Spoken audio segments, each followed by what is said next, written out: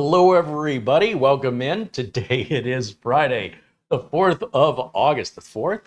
It is the 4th of August, 2023. Friday. We made it to another Friday. Welcome in, everybody. My name is CareyHolzman. If you're new here, welcome in. We have the friendliest, kindest, most supportive community in our chat room that exists on the internet. Prove me wrong. And please consider being a part of it. If you're a jerk, well, there's lots of other places for you to go. This is a place for nice people. It doesn't matter your age, gender. It doesn't matter your experience, your intelligence, or your lack of intelligence. We don't care. We don't care how smart you are. We don't care how dumb you are. We don't care how tall or how old or how short or how young. Just don't be a jerk.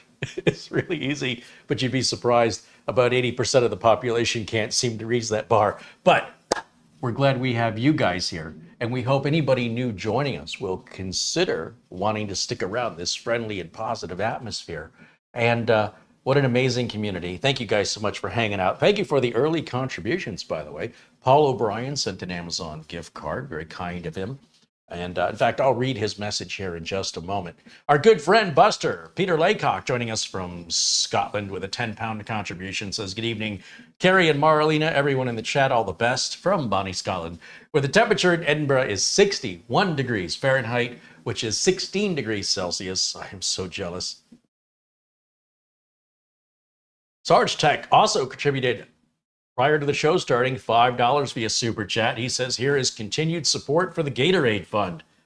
Right on. I'll say that one's on you, Sarge Tech. Thank you. And Ben Laird, also from Scotland, contributes 10 pounds via Super Chat. Says hello from Scotland. Boy, I got a feeling I need to move to Scotland. It seems like I got a lot of friends. Why does it feel like I have more friends in Scotland than I have in any other country in the world? Why am I still here? And the weather sounds amazing. Bring on the rain. And Mike Visions, also joining us from the UK, contributes 5 pounds. Thank you, Mike, as always. All right, so we try our best here to avoid any sort of sponsorships. And if we do have sponsorships, they're usually sort of pay for performance kind of deals. So I'm not making commercials and shoving them down your throat. Don't you get enough of that? You're driving in the car, there's billboards, you turn on the radio, it's advertising, you turn on the TV, it's advertising, you turn on anything, and there's more advertising. But I am a real working computer technician, and there are some hardware and software products and services that I rely on for my business in order to keep my customers happy, and I'm happy to share with you my experience. And today, we had a great opportunity recently from the folks over at Synology, who has never worked with us before. All the other Synology videos I have made have been out of my own heart's desire, but this time it's different. And I hope it's the start of a beautiful relationship because, well, I don't want to make any secret about it, and I'm not kissing up here. I'm being honest with you. I love Synology. Why do you think I made those videos at my expense? And there's so many of them. And why do I show you guys and share with you my experience and my knowledge specifically about Synology NAS units? Think about it. What's in it for me to do that? I'm just really a fan. And it's made my business so much easier. You have to understand, I started my business in the mid-1990s. And I didn't know anything about Synology. Were they even around? I don't even know. But when I started taking on business clients, especially around the early 2000s, we needed a central location to store all the data. This idea of everybody storing their own stuff on their own hard drive and hard drives failing constantly, those mechanical drives constantly failing. Backups were more critical than ever. Calls were coming in constantly. And I needed some way to put files in a central location. And oh, well, that's easy. Just get a server. Well, that's what every boneheaded technician who thought they were smart would say. And I say that because there are companies where a server is absolutely necessary. But I see servers put into small business operations with fewer than 10 employees. And these servers are like $5,000. They have ongoing maintenance. I saw people that were running their own mail servers, for crying out loud, that were like lawyers' offices and doctors' offices. It was completely ridiculous, over the top, high maintenance, high expense. And I said, there's got to be a better way. So for my own personal use, I started to experiment with network attached storage, or NAS, NAS. And I bought a Seagate Black Armor NAS. And do you want to know why I bought, of all the NASs I could choose from, do you know why I bought that one? Because of the price and because I was ignorant. Now, I don't want you to have to go through the same learning process I went through. I want to share with you my experience, and then you take that for whatever worth you think it's worth.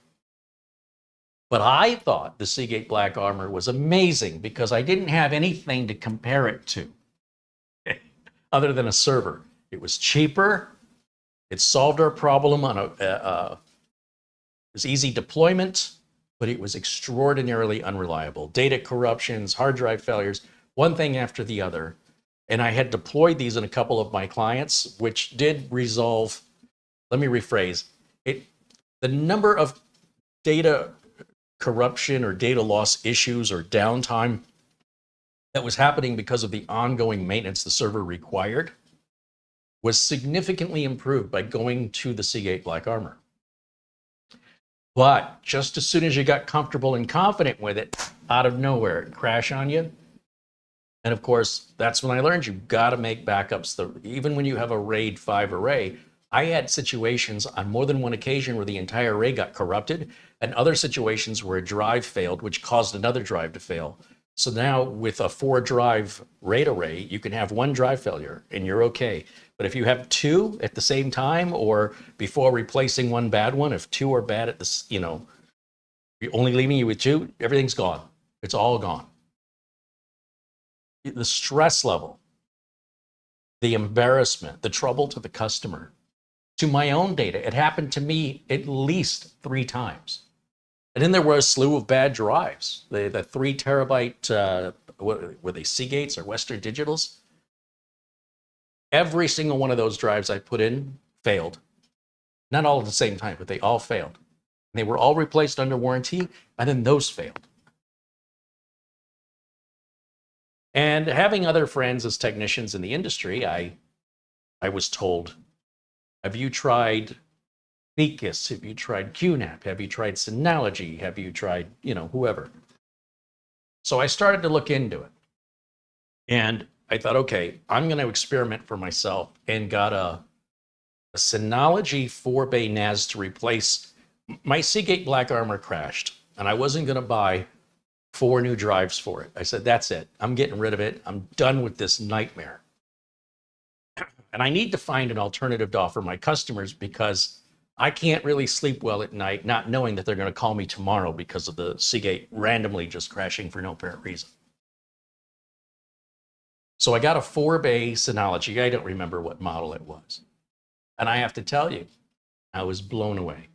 The interface was like Windows. It was graphical, versus the Seagate, which was like looking at an old BIOS or DOS screen. You could install apps on it, all different kinds of apps. Over 100 apps to choose from, just like you can install apps on your smartphone. They have apps for Synology, for media distribution, file access, FTP server, video camera surveillance center, virtual machines. You build your own cloud. You don't need Google Drive. You could just make your own Google Drive. You don't have to pay money to Google or Microsoft. You do that right here. There's so much. I can't even list it all off the top of my head. Automated backups, synchronizing one of these units to another unit, whether it's on premises or in another country, they can synchronize the data. So I'm not having to go make the backups live and in person and drive back and forth. I was blown away. It was a world difference. It was far more responsive. And so I was like, okay, this is great. And I upgraded my clients. I said, look, we got to get rid of these Seagates. They got to go. One of my clients, the Seagate server corrupted again. We had a backup. We lost, I think, 2 days of data, which wasn't too bad. Client wasn't too upset by it. Said, this is it. This is the excuse now. Let's go ahead and get the Synology. got them the Synology, restored the backup onto it, never failed since. That was years ago. I now have 4 clients running Synologies. I had a half dozen at one point, but those clients have either sold their business or the business is closed up. But when we parted ways, they were still relying on it. So I don't know if the company that bought them or if they're still using them today, but there's no reason why they couldn't be. So the next time I had a drive failure, it turned out, and they were running really well for a long time. Well, once again, we're going to chalk it back up to ignorance. I was using desktop drives in the Synology NASs. And I was still using the ext4 file system. And that's just a bad combination. So I said, okay, you know, starting to see this, you know, like when it happened a couple times. So it happened to me, it happened to one of my clients, and I think it happened to another client, all within a matter of months. And I said, okay, there was a Synology DSM update that more or less said, these drives you're using aren't compatible. They hadn't done that before, so it's not entirely my fault, but I was like, okay, I got to get drives designed for network attached storage. They are different, and it does make a difference, and they do cost more money because they're worth it. Buy the right tool for the job. So once again, using myself as the guinea pig, I made the plunge, and I got the network attached storage drives. Oh, and here comes Camera Girl. Hello, everybody. You decided to join us today? Yeah. All right. So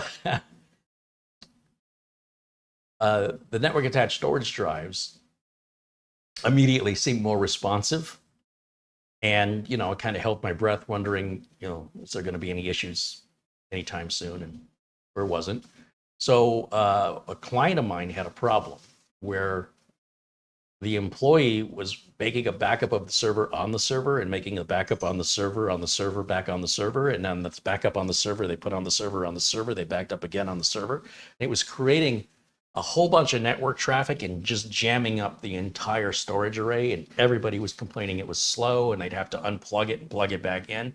And they weren't shutting it off. They were literally just pulling the plug on it. And they were doing this daily, is what I found out. Like, don't you do that. I mean, they abused the heck out of it. And it still worked. Like, I can't believe it tolerated that kind of abuse. And I said, look, I know some things differently now. The Synology I bought them still only supported ext4, and they were using desktop drives in it. It's like, okay, you've been using this for years. It served you well. Let's get you a modern Synology. This was a rack system. Let's go ahead and get you the proper network attached storage drives. We've got all the data. We'll just copy it all off and then copy it all back on. Be no big deal. You're going to be down a couple hours. And they said, no problem. We did it. We got them in the BTRFS file system, which is way, way better than ext4. So much better. NAS drives, so much better than desktop drives when used in a NAS. And of course, the modern Synology DSM operating system, which is now 7.2. Never heard another peep since then. It's been almost 2 years now. Not a peep, nothing. Okay, so at Studio A, I have a 2-drive Synology. I got rid of the 4-drive, and the reason I got rid of the 4-drive is you can now buy a single hard drive. That's what, 22 terabytes, 24 terabytes? The only reason we were using 4-drive bays was in order to get the capacity we needed, because the maximum size hard drive we could buy, not that long ago, was 3 terabytes. And then not that long ago, it was 12 terabytes. My Synology NAS at Studio A still has 2 12-terabyte drives in it. I want you to think about this for a second. Putting 2 12-terabyte drives in a RAID 1 array means one drive, all one drive does is it copies what the other drive does, so it's invisible to you. You have one 12-terabyte drive to write to. and a hidden 12 terabyte drive that mirrors everything. So if either drive fails, you have an exact copy of that drive, and the system doesn't go down. It just, a red light comes on, it sends an email, and you better replace that drive because if the other one goes out, all your stuff is gone, and hopefully you had a backup. So if somebody were to break into your building, or there was a fire, if there was a flood, you still need to have proper backups, okay? But the most common reason people need to restore data is because of a drive failure or drive corruption, viruses, ransomware. So anyway, 2 12 terabyte drives gave me 12 terabytes on my 2-drive Synology. The Synology I replaced it with, remember I said I had 4 3 terabyte drives.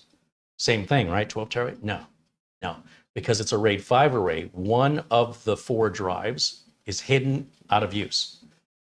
And that way, any of the 4 drives can fail, doesn't matter which one. And the remaining 3 have,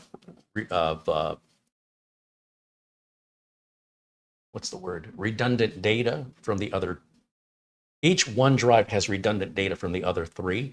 It's a mathematical equation that essentially says no matter which drive fails, the other 3 remaining drives can pick up with the remaining data without any data loss or downtime.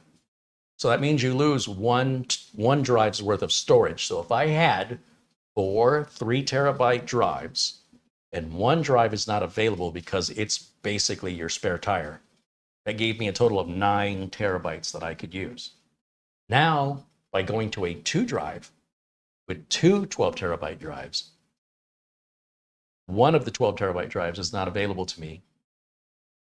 And instead of having 4 potential drives that can fail, I cut my failure rate potential in half. If you have 4 tires on your car, then you have 4 potential flat tires that are going to need to be replaced. Your odds of a flat tire are 4 times greater if you have 4 tires versus 1. The unit is smaller, it uses less power, it generates less heat, and it's nowhere near as noisy as having 4 drives. Now, if you're somebody who needs 80 terabytes, obviously a 2-drive array isn't going to get you there. Okay. So when Synology reached out to me and they said they have the updated version of their 2-drive, sort of an entry-level storage bay, really. There is one lower than this, but this is, I can tell you, I don't have a client that would need more than this. I used to back when drive sizes were smaller in capacity, but not anymore. I do have 2 clients that have racks. Even though they don't have servers, they do have the server rack. And in order for us to secure the NAS in place, we buy a Synology rack station, which is a rack-mounted version of this with 4 drives in it. Obviously, because of its length, it would make sense not to put 4 drives in it. But it's way overkill for both of these customers. But that's all right. I mean, they got the money. It's the same interface. It's no different to me. I still set it up the same way. It's just the package it's put in is different. That's all. So when Synology said, we've got this new version, an updated version of the DS220 coming out called the DS224. Would you be interested in reviewing it? I was like, yes, please. Now, I'm very happy with my 2-drive array. I think I've got 3 DS220s. And the one I use here at Studio B, I believe I have 2 12 terabyte drives in it. So it's way more space than I need. And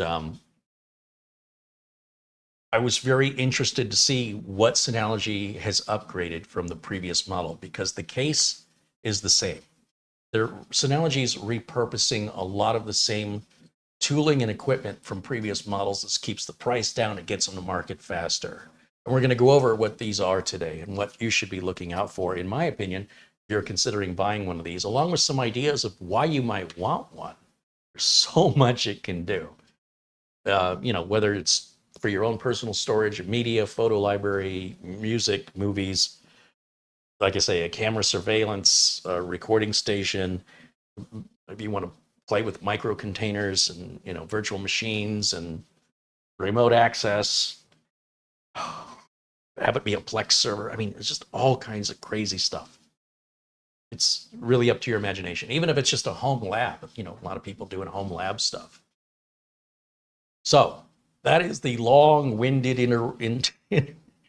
introduction on why we're here today talking about this. Synology is not paying me to make this video, but they did send me the unit.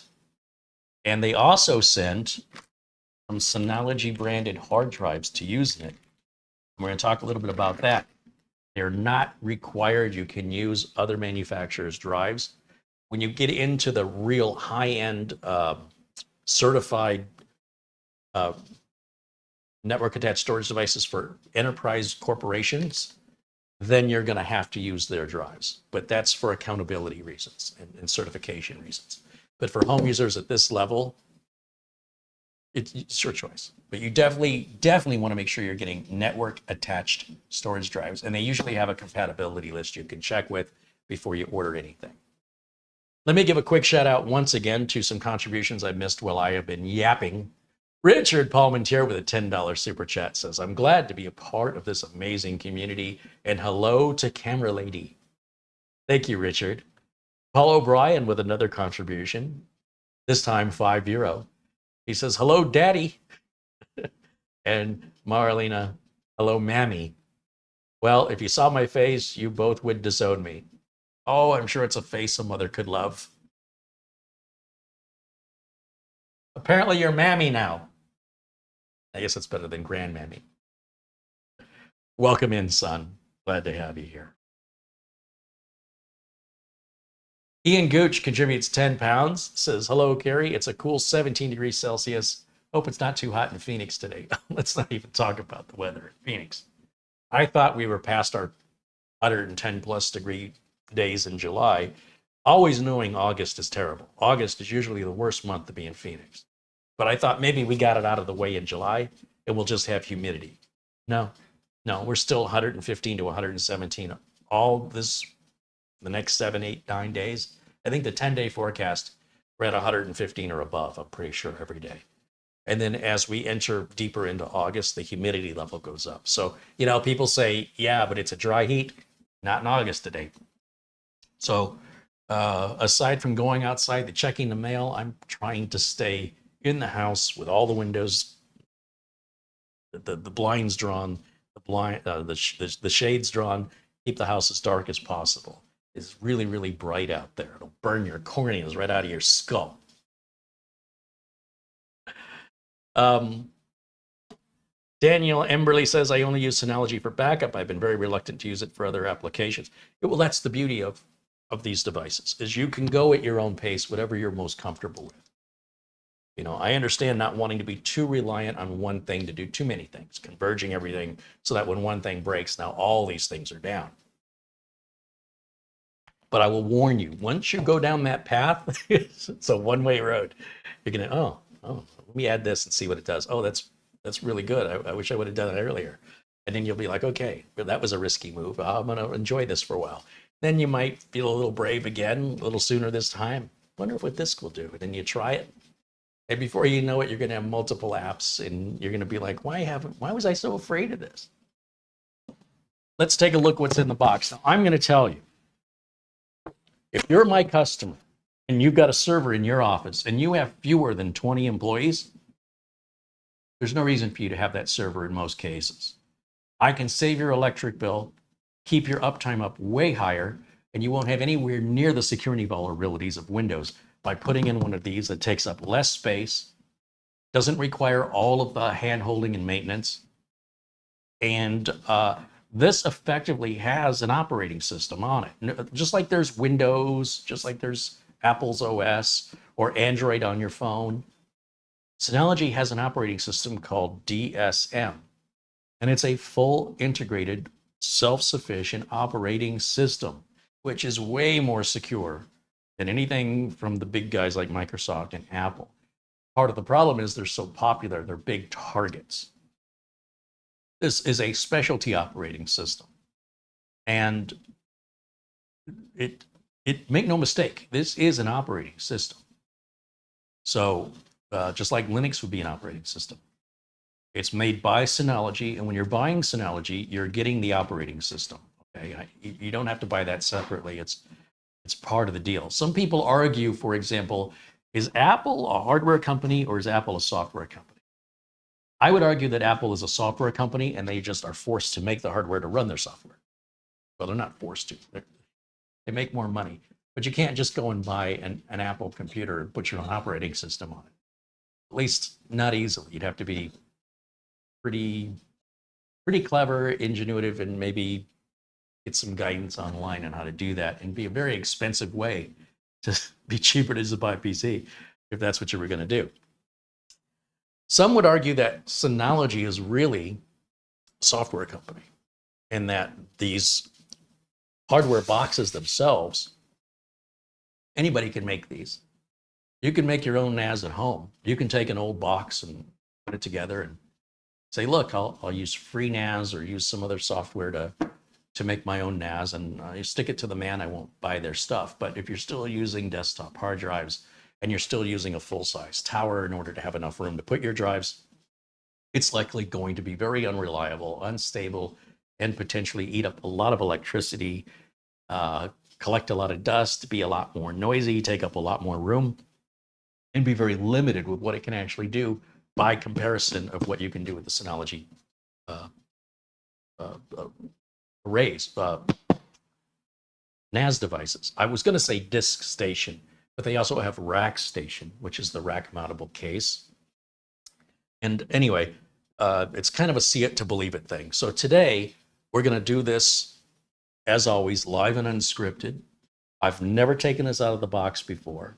These drives Synology sent, there are two 4 terabyte Synology brand drives, which is pretty small. I mean, by today's standards, I would not put a 4 terabyte drive in a RAID array today.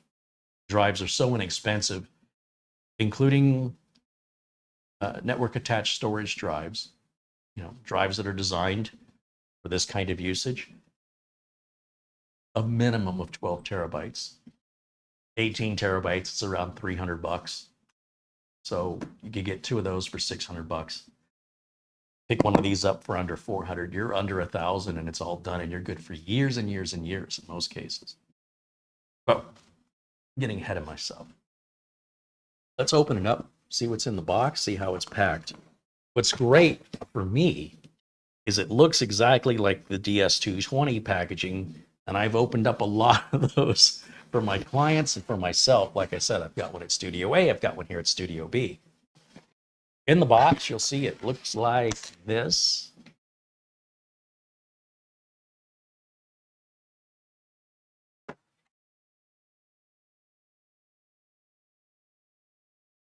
Now, when I was looking for a replacement network attached storage device, remember I told you I was using that Seagate Black Armor? I thought that was the bee's knees, and that was just my own ignorance. Some of the units that I saw available from other manufacturers had the drives enclosed inside of the NAS. So you had to get a screwdriver and physically open the box up like a computer to take out a failed hard drive. Now, at this point, I had replaced countless drives in those Black Armors. And I was so thankful that I didn't have to open the unit up and take things apart. The drives were in sleds, and you just pull the handle down and pull the drive out. Super easy. You can do it while it's on. You don't even have to shut the unit off. So I was surprised that there are units out there where you have to open the unit up. I think the entry-level Synology 2-bay, it's white. I think that one you have to physically open it. And then the drives have to be mounted with screws. Like, no thank you. The whole point of a NAS is to be able to upgrade it or repair it without using any tools and without having to take it apart. So on most of the Synologies, except that one I mentioned, you have a, well, in this case, they have a plastic door. Some units don't have this little plastic cover or door from Synology, and it depends on the size of the NAS. If it's got more than 2 bays, then usually it's just, they have a nicer fascia for the trays that each drive, the sleds can come out. But this has little rubber grommets on the end of it here. And they just kind of fit into the holes. And with friction, they just slap in there. And because they're rubberized, there's no vibration noise from the drives running or the fan. It runs very, very quietly. And then inside, as you can tell, we've got these two drive sleds here. And I think you push down. I always want to push up on these. Push down on them, I think. Is it up or down? Oh, it's up. So what you put your hand in here, and I push my thumb up, and the drive sled tray comes out. And you can install the drives in these without any screws or tools. Same is true if it was a 4-bay or an 8-bay. When you look inside of here, it's very cavernous. Obviously, you got to have room for those drives. But look right here. There's room for you to add a laptop memory module. Now, this particular unit has 2 gigs of RAM soldered onto the board. And that's more than enough for you're using it as file storage. If you want to start running apps on this, you might want to put some more RAM in it to speed it up a little bit. The most this will hold, unfortunately, because it is more or less an entry-level NAS, is 4 gigs. So you get the 4 plus the 2 that's soldered on for a total of 6, and that's the most you can put in there. You'll see they've got nice branding on the side. Nothing is gaudy or in your face or RGB. Thank you. On the back, there's our power connector. We've got a USB 3. This is only a 5 gigabits per second port. We've got 2 1 gig ports. Synology, for some reason, has been resistant to go with 2.5 gig ports, where a lot of the competitors have. I don't know why. However, there is something called SMB multi-channel. And with SMB multi-channel, basically all you have to do is run 2 network cables to your switch or your router, and then you effectively get a 2 gig internet, 1 gig here, 1 gig there, and you don't have any configuration. You just check the box, the machine does all the work. It's super easy, barely an inconvenience. Why wouldn't you do that? And honestly, is there going to be that big of a difference going from 2 gig to 2.5 gig? Or you can just configure this as a failover. So if one fails, then the other one kicks on. But in all of my years, on all the NASs I've ever worked with, I've never seen one of these fail. Now that I've said it out loud, who knows? But no, it's never happened. This is a Kensington lock port. So if you get one of those steel cables with the little key, you can turn in there and you can bolt this down if you're afraid of somebody walking off with it. You've got a large single fan in the back that's going to run all the time. It's not a smart fan in the sense that I don't think it is. I think it always runs. So if you're in a dusty environment, I would still, even if you're not in a dusty environment, get one of those air compressors, those little cans of whether you use the canned air, which is expensive and it's not good for the environment, or use the air dusters like the battery operated USB rechargeable ones I use, and blow this out and take the drives out and blow it out this way. You don't have to open it up. It's very easy it'll take 20 seconds of your day, and do that once a year. And that way you can prevent the dust buildup, which can relate to eventual fan failures, or fan may have to run faster because the dust acts as an insulator, causes everything to heat up. So little maintenance goes a long way, and it takes very little effort and very little time. On the front, we have our power button. We have a reset button. I have never, ever needed to use the reset button, but okay. We have another USB port up here. Now, unfortunately, Synology they used to let you plug in like a Wi-Fi adapter. But it turns out that's one of the worst ways to transfer your data if you're moving a lot of data to a NAS, is over Wi-Fi, because Wi-Fi is inherently slower, right, than a wired connection. And it's less secure, generally speaking, than a wired connection. So somebody at Synology got it in their head and said, we're turning that feature off. We are not supporting any network USB adapter on here. So they've limited its use. You can plug like a UPS in here. So if your power goes out, it informs the the Synology unit, how many minutes it has of battery life on the UPS to shut it down safely. It's very limited use, unfortunately.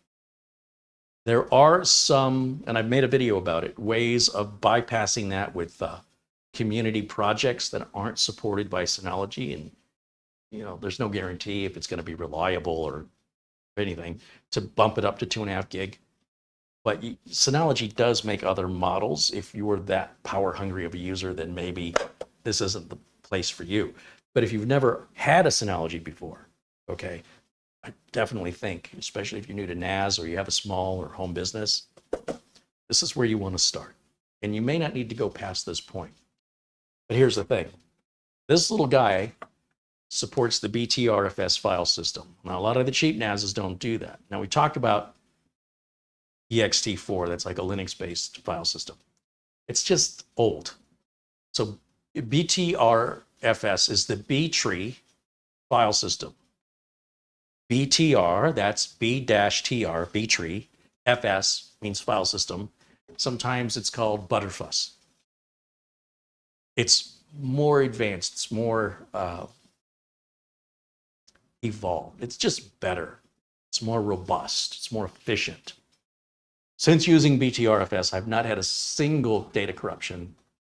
Again, I've said it out loud, but it's never happened. And I don't think it's ever going to. If you buy an old Synology off eBay because you want to save some money, you might find it does not support BTRFS. And you might say, well, what does Carey know? ext4 works fine. Yes, from somebody who doesn't know any better, I could see how you would come to that conclusion. And after you've had some time with it, and after you've suffered your first data corruption, to give it time, then you might reconsider what I'm telling you right now.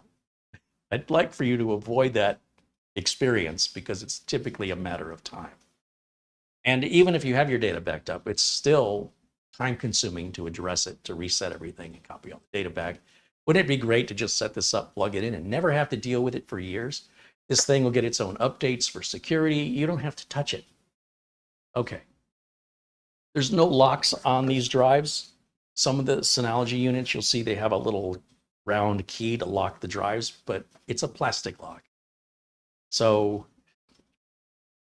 if somebody was going to steal it, they could just take a screwdriver and break the lock. Okay, so as far as that goes, put it in a locked room if that's a concern.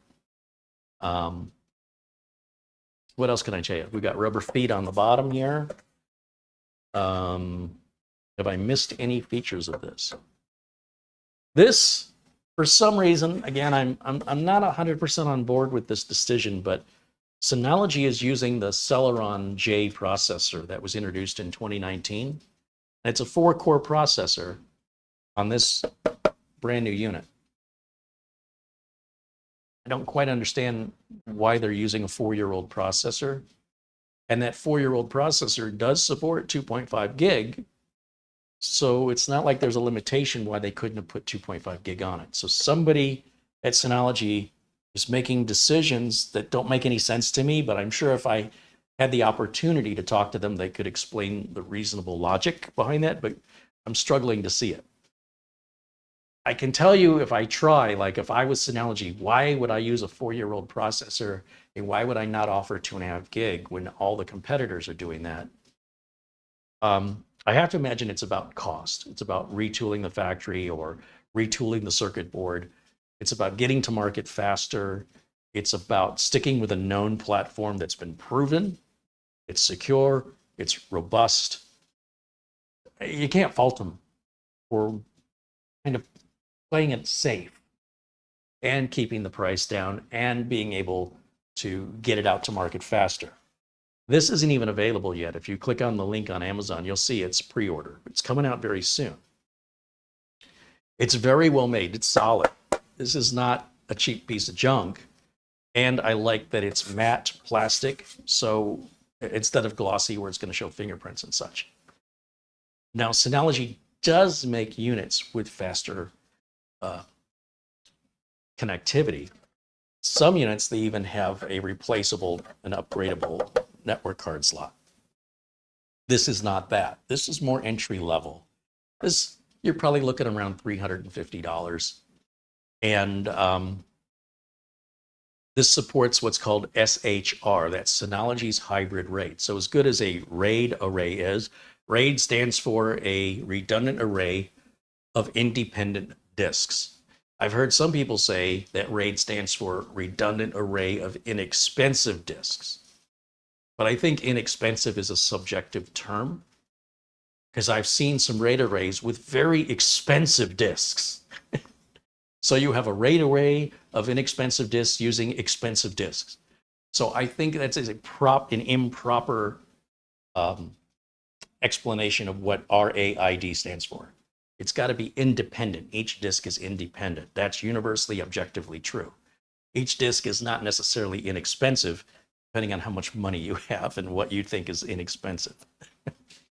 I guess compared to the old mainframe days, I don't know how they got there. But anyway, that's not Synology's decision.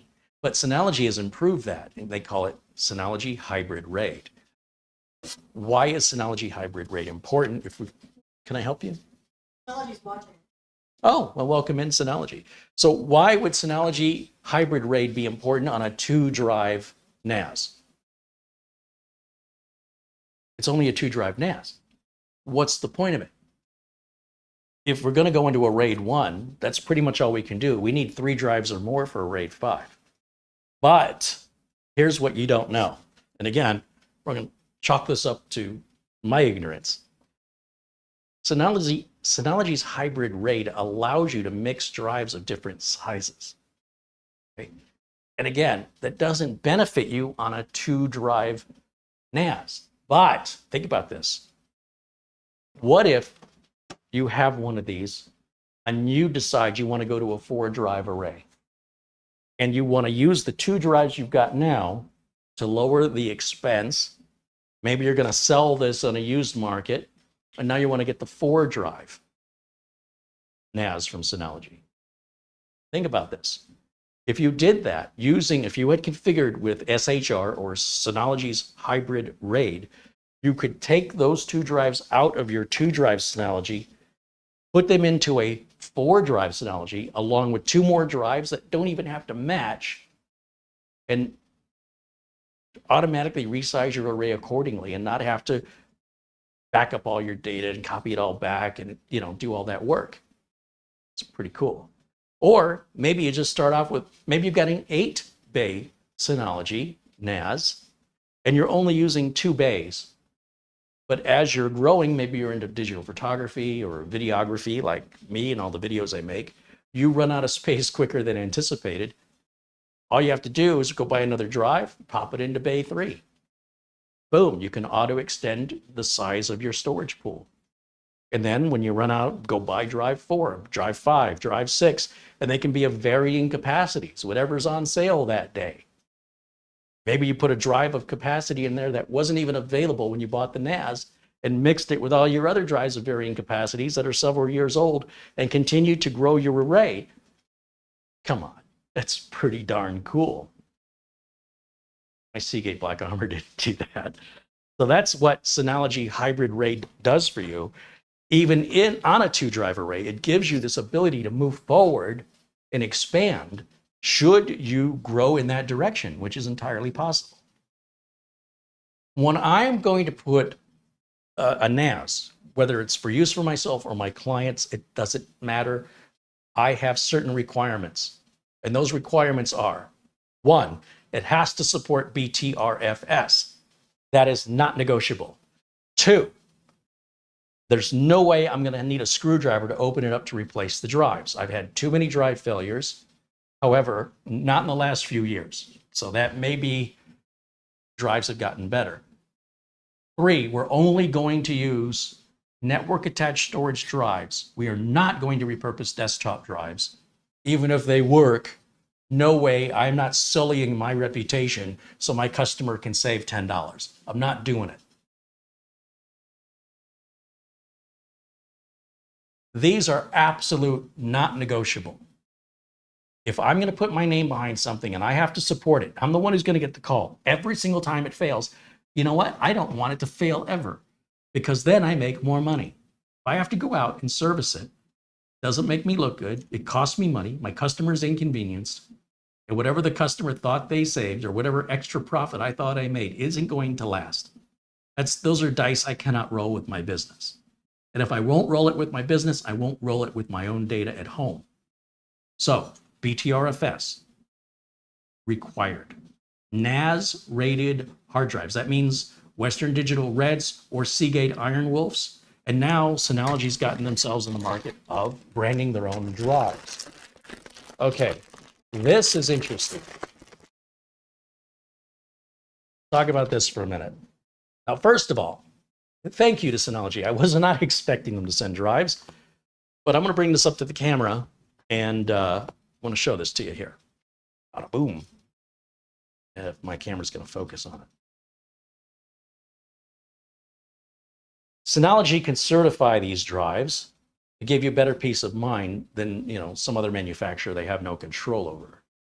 My understanding is that these are actually made by Toshiba, and Synology customizes the firmware to make them more efficient, I guess.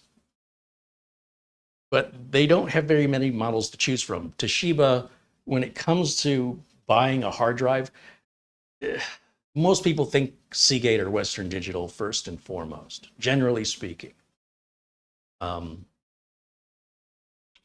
Toshiba, as a technician, not personally a big fan of the little Toshiba drives in laptops. And as far as desktops go, I don't have enough experience to have an opinion. But these pass Synology's requirements and muster enough that Synology boldly puts their own name on it.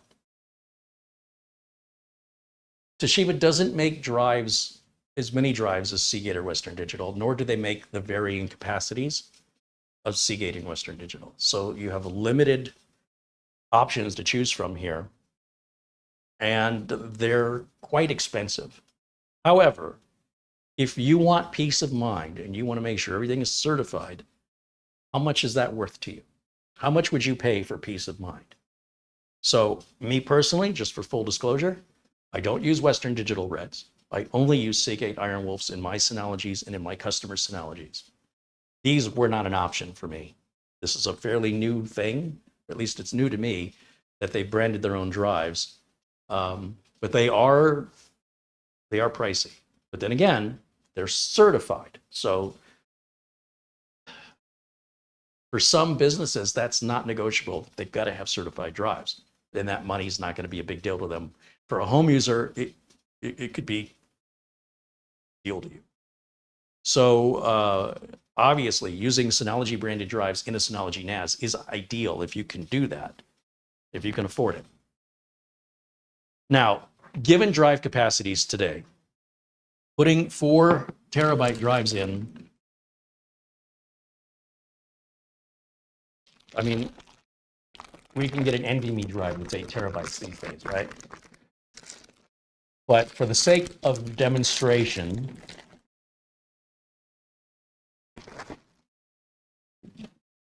we'll show you how to set this up using Synology drives with a 4 terabyte, with 2 4 terabyte drives. Now we can set these drives up to stripe each other. What that does is it puts the 2 drives together as one. So we have one big 8 terabyte drive, and half of the data is written to drive 1 and half the data is written to drive 2. And if either drive fails, all the data is gone. We can put this, that's called a RAID 0 or a stripe array. We can put this in a RAID 1. That's where one drive sits silently copying the other drive. So if either drive fails, you have a up to the millisecond backup of everything that's been going on. Files are deleted, they're deleted off both. Files are added, files are changed, they happen on both at the same time. Close enough to call at the same time. So that's only going to leave us with 4 terabytes if we do that. And quite frankly, I wouldn't get the point of putting a network attached storage on if all you need is 4 terabytes. You should definitely consider a minimum of 8. And for me, it's a minimum of 12. And if you can splurge and get yourself a couple of 20s, you should be good for a long time. Put it in a RAID 1. Still, it's not going to help you from a virus. It's not going to help you from a burglary, a theft, a fire, a flood. So if you have that much data, well, I hope you're backing it up to something that you can take off premises in case anything happens at that location if the data is important to you, including but not limited to buying another one of these with a matching set of drives, putting it in another location, loading the application up where they can synchronize with each other in the background. It just happens, certain days of the week or certain hours of the day, and your offsite backup is kept a mirror image of what's going on with the main machine at the other location. I mean, if you can afford it, you just have to buy it once. So today, we're going to go through setting up the Synology for the very first time, how we install the drives, we create a storage pool, we create a share, and we choose which users we want to allow on it on our network. Beyond that, we can choose if we want to give it internet access. So if we want to, we can create our own cloud storage.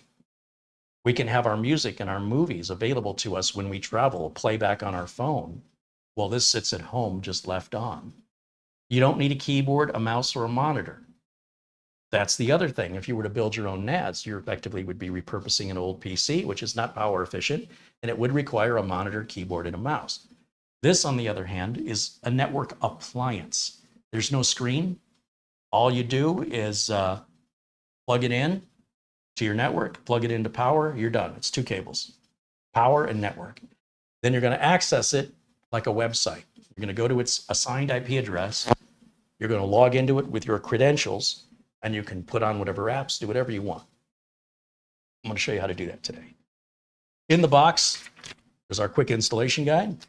And then finally, here in this box, we've got a network cable. We've got our power brick. We have a second network cable. We have screws if you want to screw the drives into the drive sleds. I don't recommend it. And of course, we have a power cable. That's our standard PC power cable. If you have a PC, you probably already have one of these power cables. You may not have an extra though, so they do include it, but it's very common. And one of the things I failed to mention when I talked about the 2 network cards, that you can turn on SMB multi-channel, you can have failover, you can also do something called link aggregation. And what that does is it allows both network ports to operate more or less independently. That doesn't help you as a single user with let's say you got a 1 gig network, right? And everything's going at 1 gig. But let's say you've got a small office and 2 or 3 or 4 or 5 people are all trying to access the NAS at the same time. It will load balance that effectively through link aggregation so that it can move the data just as fast as though it was just one user using it. It can move the data to the user's perspective at pretty much the same speed with no degradation in the transmission time of reading or writing data, while simultaneously serving that data or receiving that data from multiple users on premises there by simply using link aggregation. But link aggregation does require that you have a router or a switch that supports it. And again, it's only beneficial if multiple users are trying to pull from or push to data to the router, and it's a lot of data. It's not a 2-second data transfer, but it's a big file that's either being written or written while somebody else is also doing a big file. They can both do it with no noticeable difference in speed that the other person is also doing it. That's pretty cool, but kind of a unique need. I don't have any clients that would benefit from that. I did experiment with it because, again, I was ignorant and I thought it was going to double the speed. But SMB multi-channel, we'll talk more about that. That was the feature I wanted, but it's a fairly new addition to the Synology operating system. And what's great about it is you just click a box. Nothing else you need to know. Now, when it comes to putting the drives in these trays, check this out. One of the reasons I think they include the screws is what if you wanted to put 2.5-inch drives in here? What if you wanted to put a couple SSDs in here or a couple of mechanicals? I mean, why not? You could totally do it. That's what the holes on the bottom are for. And the screws you would use then, and they've got to be flush head screws or this isn't going to slide in. But since we're using 3.5-inch drives, just take this piece here, grab it at the end and pull it away. You'll see it's got little nubs that stick out. And then do the same thing on this side, just pull it away.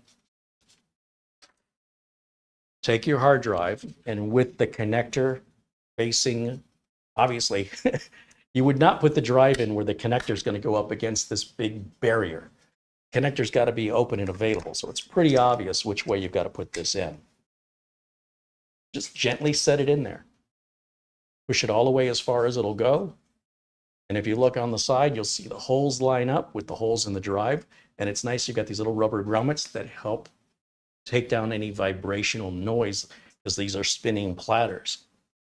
Then grab one of these ends that we popped out and align those nubs with the holes.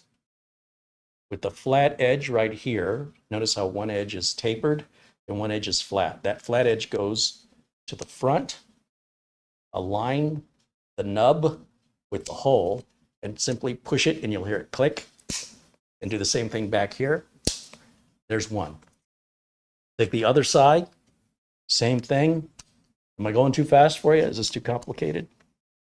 Of course it isn't. It's really simple stuff. And it's really affordable. And look, we're locked in. No tools are required. Take the unit. You'll see the connectors down there, right? You see them at the bottom? So does this go in this way?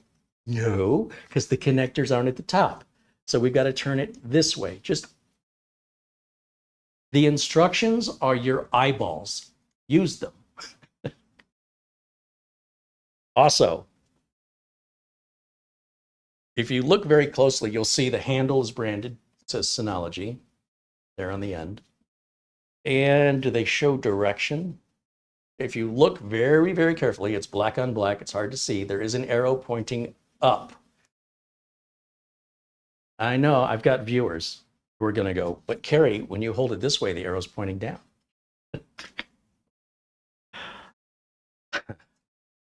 Generally, if you ever see an arrow, like on a box, it usually stands for this side up. I don't think I've ever seen a package that said this side down, but haven't gotten out much. Now, it doesn't matter which drive you put into which tray. It doesn't matter which tray you put into which slot. Make sure it's oriented in the proper direction. Find the track. Sometimes you have to wiggle it a little bit to find the track. Do not use any force. It should slide in like butter. It should go in effortlessly. If you haven't pushed those slats down enough, then that could give you some resistance into the track. So if you're feeling any resistance, if you're like, hey, I'm in the track, but it still feels like something's pushing back, you probably haven't seated that piece with the nubs completely flat. Run your finger across it after you've pushed this down, run your finger across it and make sure it's smooth. If you've got a lump in it, you probably don't have it set correctly. Also, make sure it should look properly. If this is too far forward or too far back, you might get one hole but not the other hole, and you get this weird lump. It just takes 2 seconds. It takes half a second. Just feel to make sure when you put these on, they're smooth, and then you won't have to deal with this not going into the track with anything other than grace and a glass-like smoothness. And when I push this in, you're going to hear it click. We've installed drive 1. Now, guess what? We get to do it again. Now, if you have a 4-drive array or an 8-drive array, you will repeat accordingly. Again, using Synology's hybrid arrayed configuration, SHR, in more than 2 drives, you could mix and match drive sizes. But I have to really, really emphasize, I know how tempting it is to have these old hard drives laying around. You want to repurpose them? Don't do it, man. Don't put a desktop hard drive in a NAS. You're in for a world of hurt. If you want to repurpose those old hard drives, go buy yourself a USB drive dock and use one of those drive toasters, and hook it into the USB port on your computer. Once again, I take these pieces here, those back in. Well, that one was pretty quiet. Check it, it's smooth. It does say right at the bottom what I said, pull. That's how you know how to pull this back out. If you need to replace this drive, if it were to go to bad or you wanted to upgrade it, you simply push up on that, slide it out, take these pieces off, drive comes out, new drive in, pieces go on, slide it back in. And you can do that while the unit is turned on.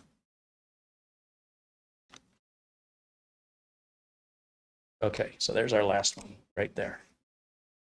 We're good. Gonna go this direction. The word Synology, in case it's any easier for you, should be written going down towards the ground. If you're holding it this way where the word Synology is going up towards the sky, you have it in the wrong orientation. It's another way to tell. Don't force anything. So we pop that in, and just to make it look pretty, all this is a beauty cover. You don't have to put this on if you don't want to. All the LEDs are still labeled here, as are the USB port, and it's repeated just on the face here. It's just a nicer look, but you don't have to put this on. If you don't take any pride in appearance, that's fine with me. Okay. Now, we are ready to plug it in. Here's our power brick, Synology branded power brick. We're gonna plug that in. It's a barrel style connector.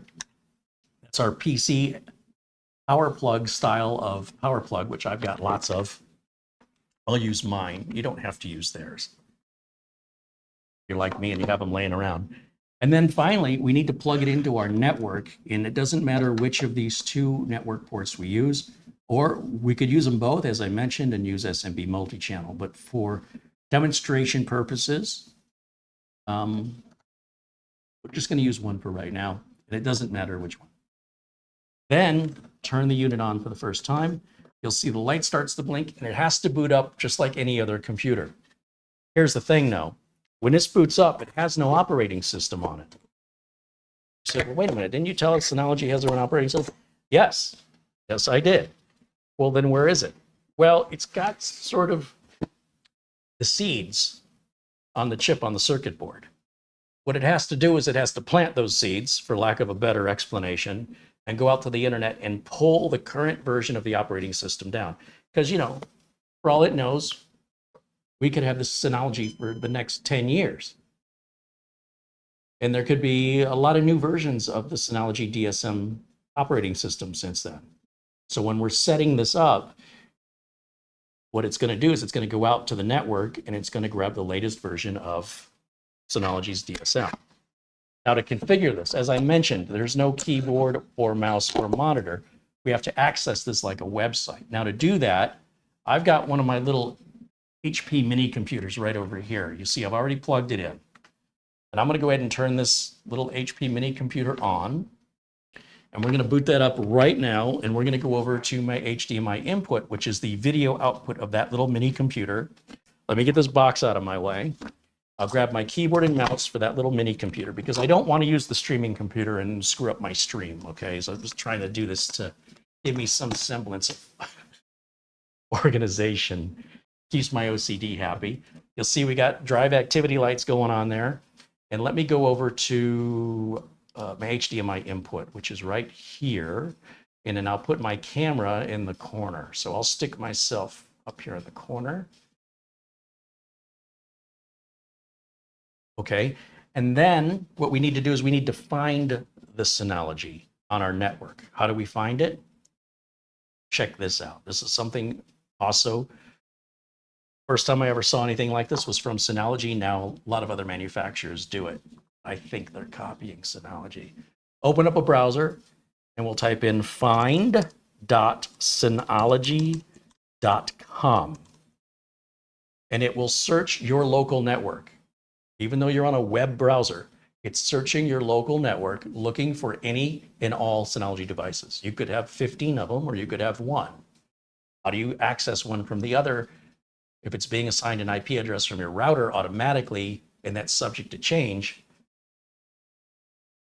You could static IP it, but just let DHCP assign it automatically and let the software find it. That's us right there, the Synology NAS. We're at 192.168.1.82. That's us, a DS224. Status, not installed. Hit the connect button. You got to agree to their license agreement and hit next. And there's their privacy statement. This is all boilerplate stuff, guys. And now it's going to go, if you look at the very top of the address bar, it's going to go to the login page for the Synology NAS. So I know it looks like you're on a website, and technically you are.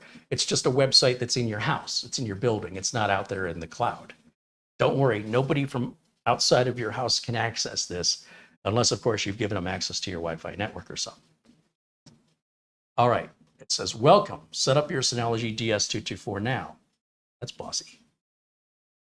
Hit install, and it says install DiskStation Manager. DiskStation Manager, or DSM, is the operating system running on Synology NAS devices. Box is checked. Automatically download and install the latest DSM. In this case, it shows us the latest version is 7.264.570. This number would be subject to change. It's obviously gone out to the network to figure out what this latest number is. This is not hard-coded. So in a couple of years from now, if we were to do this again and wipe it clean and start over, it's not going to tell us 7.264.570. It will have evolved since then, okay? Or we can provide it ourselves, but we're not going to do that. We're going to just automatically download, let the Synology take care of itself. Just get out of its way.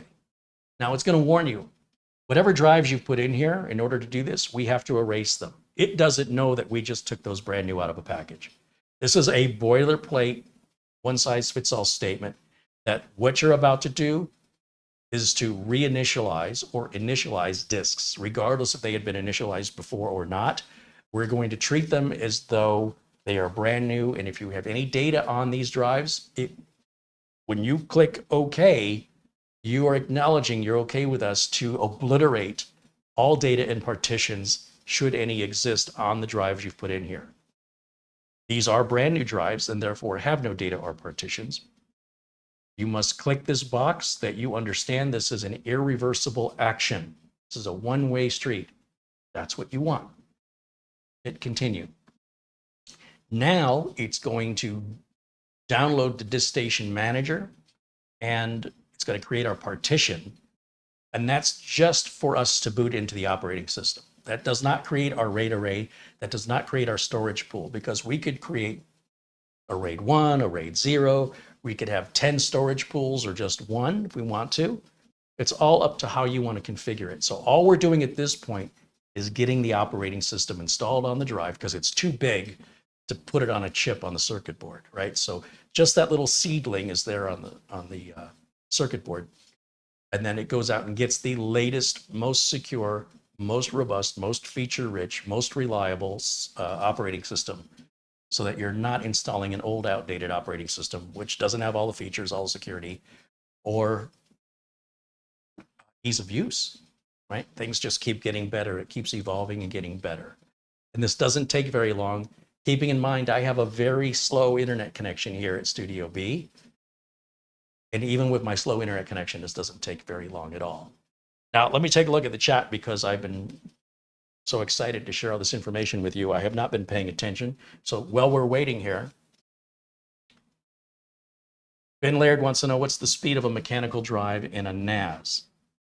There's no specific speed you have to use. In general, faster speed drives are more desirable, but not necessarily required. Whether it's 5,400 RPM or 7,200 RPM, the faster drives tend to be a little bit noisier and a little bit hotter, but not enough so to really make a difference, right? Generally speaking, and I didn't look at these drives before I put them in. I'm not sure what the rotational speed on these are. However, generally speaking, your bottleneck is going to be your network. The drive speed isn't going to play much into it, at least not at a network attached storage at this level. But you should be using NAS rated drives. and the speed of which is likely going to be directly related to how much you're going to pay. So if that's important to you, pay a little bit more for it. Let's see. Scrolling. Peter says hello. Mats Olof, joining us from Sweden, says he has a Synology DS720 Plus with two 8 gig drives, and he loves it. It's so easy to manage. Anybody else have a Synology drive?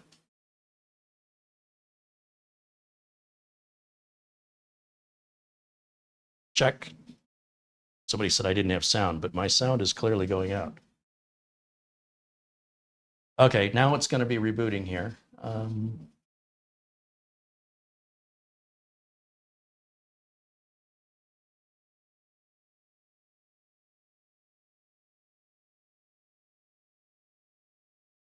SargeTex is talking to Gary Tatum in the chat, says BTRFS, or the B-tree file system, removes duplicate data from the disk directly, while ext4 cannot do that.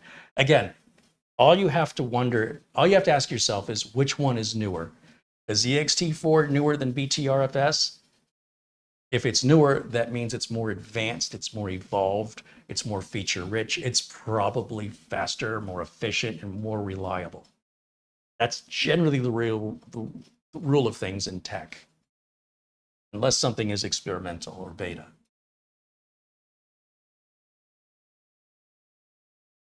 Patrick Rusaw's got a birthday today. Hey, happy birthday to our friend Patrick Rusaw out there in, in Philadelphia?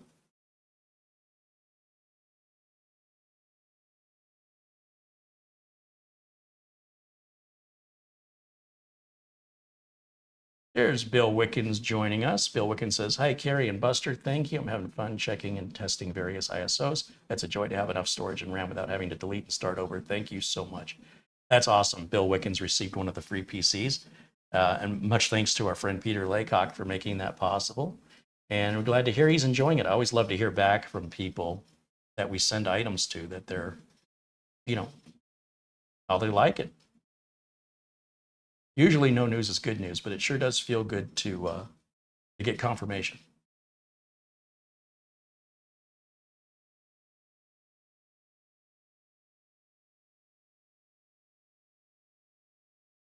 So the Synology NAS right now is not available for sale yet. I think they told me, let me just double check.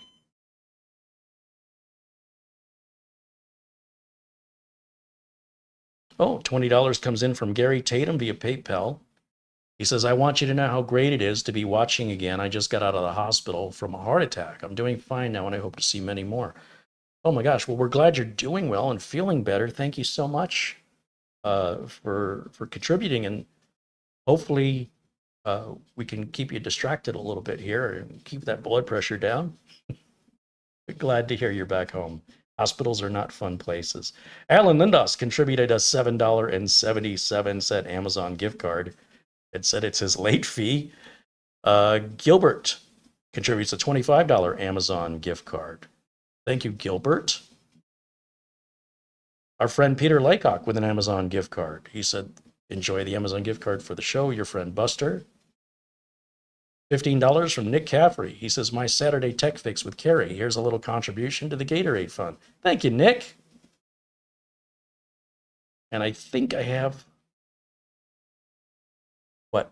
August 9th is the... I thought it was. Okay, so as of the official launch date for this product is in 5 days from today, August the 9th.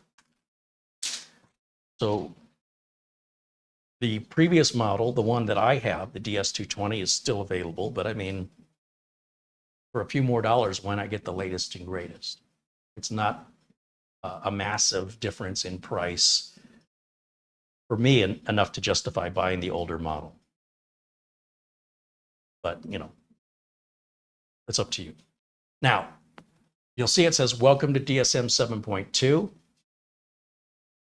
And let me go full screen over here. Okay, now I can see it. This is what the operating system looks like now that it's installed and it's booted to it. This is the next generation data management. Begins here. We can click to see what's new if we want to see what the latest upgrades from, well, let me this HP thing.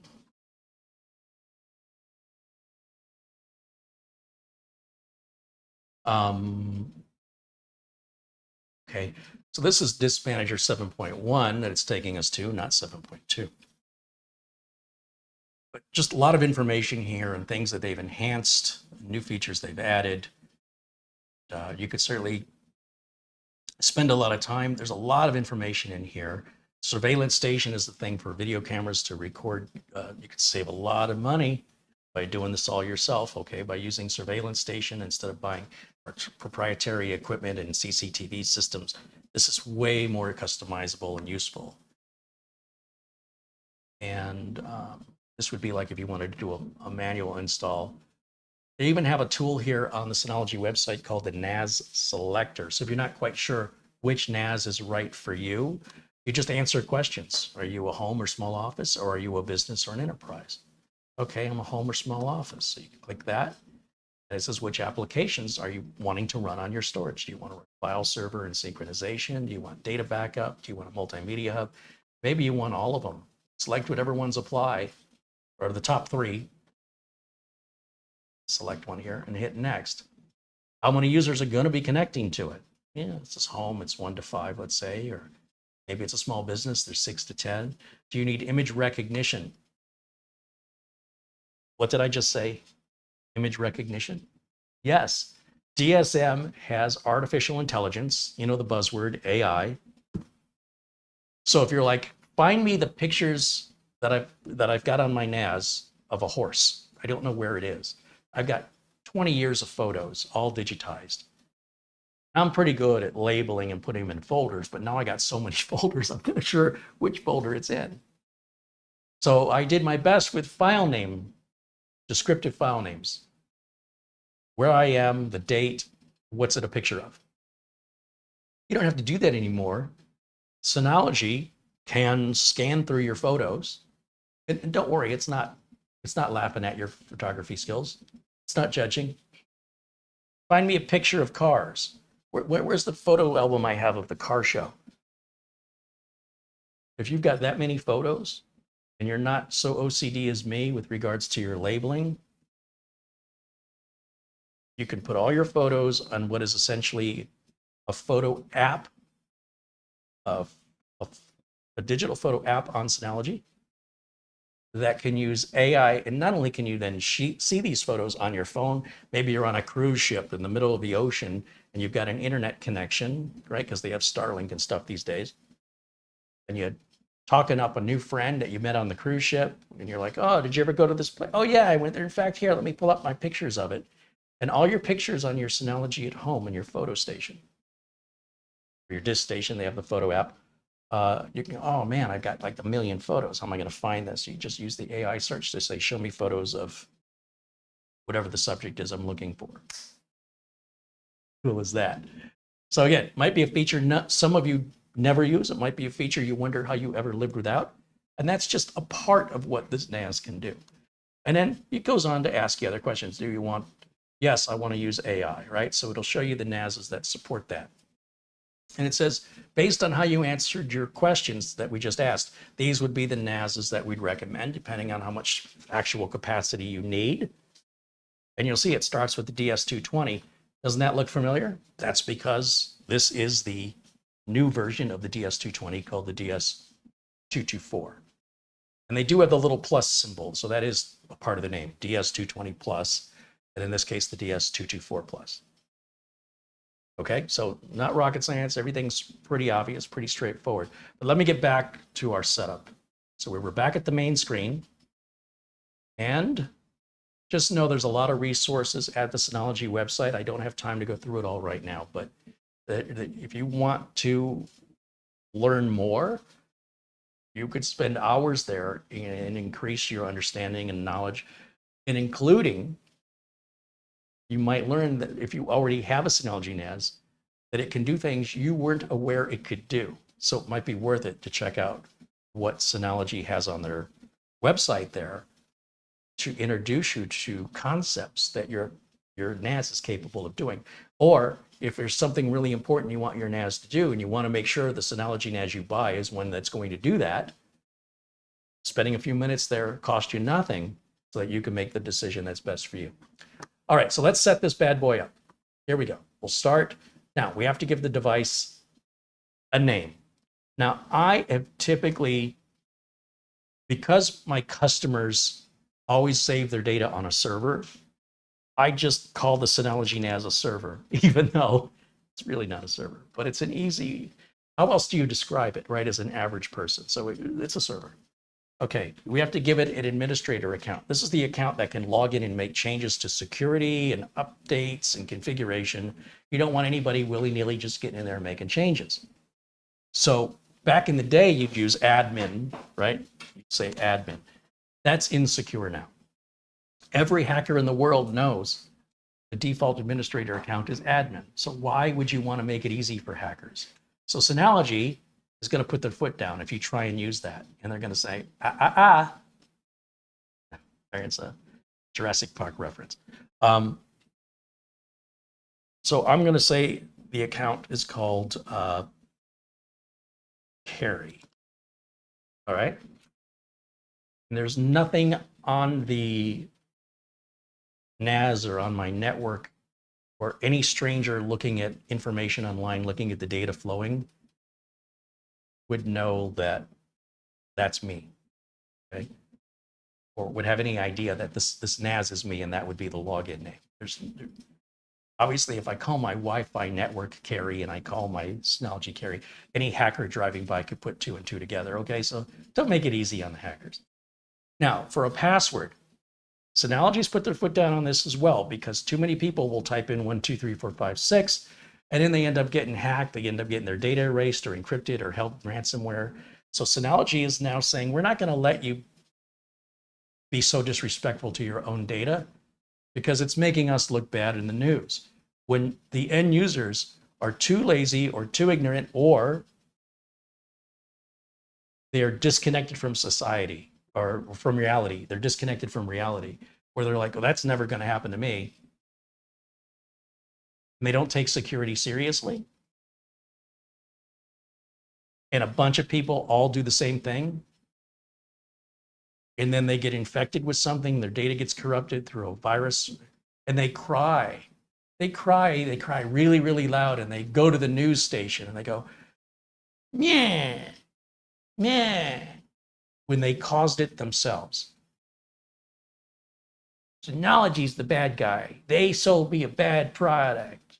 No, you didn't lock your doors, okay? I'm sorry that we live in a society where it's your responsibility to lock your door. We should not have to lock our doors. People should know, don't take something that's not yours. But as much as what it should be doesn't change what it is.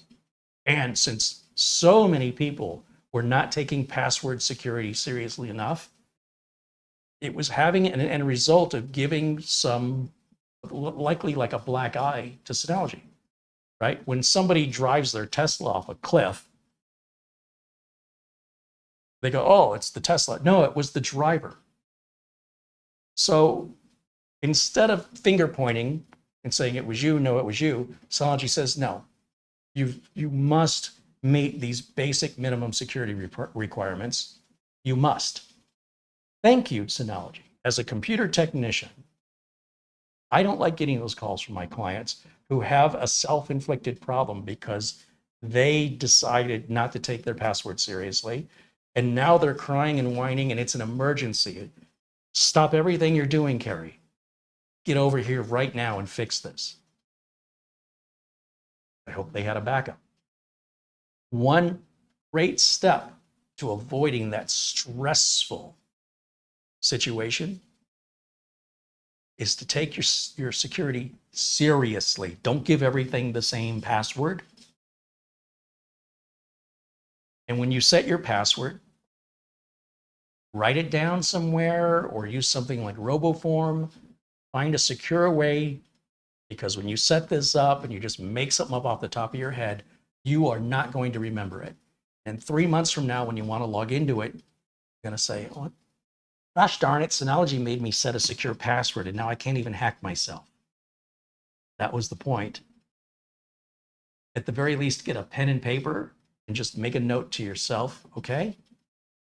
You can use a paper clip and use a reset button to reset the Synology without losing the data, but this is basic security, and if you don't want to do it, please don't buy a NAS.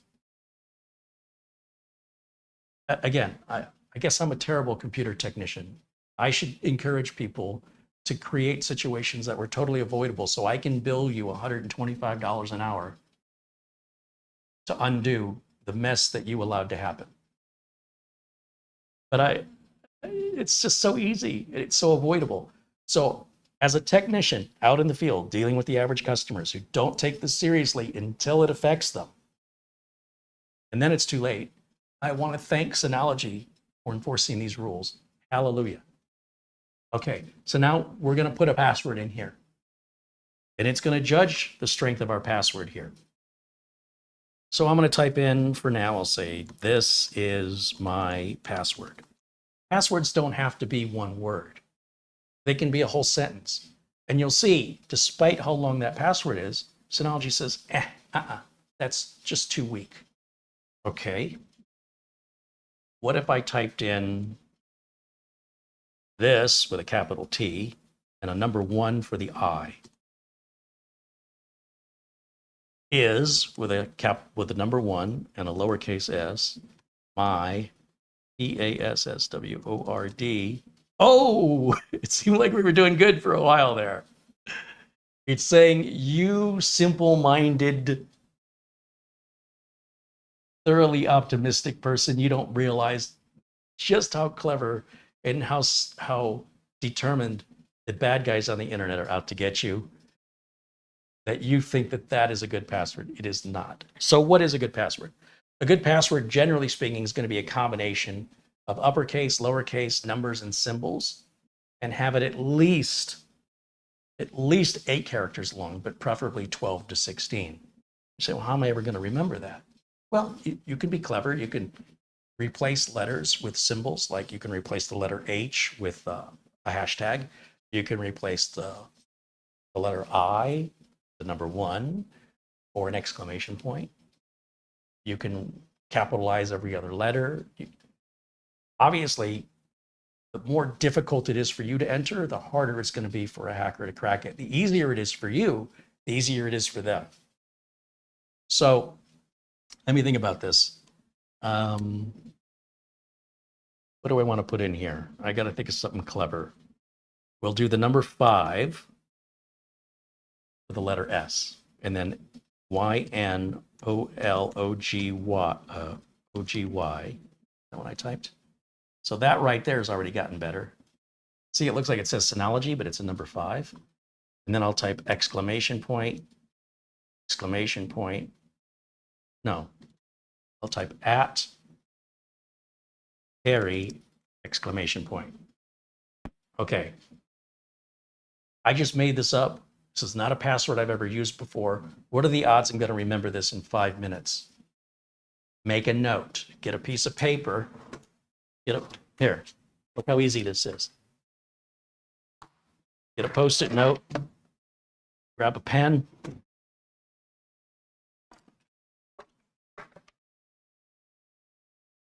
So my account is Carey, all lowercase, and my password is the number 5, YNOLOGY, at Carey, CAREY, all lowercase. Upper and lowercase matter on passwords. And then if you want, stick it to the darn thing, okay?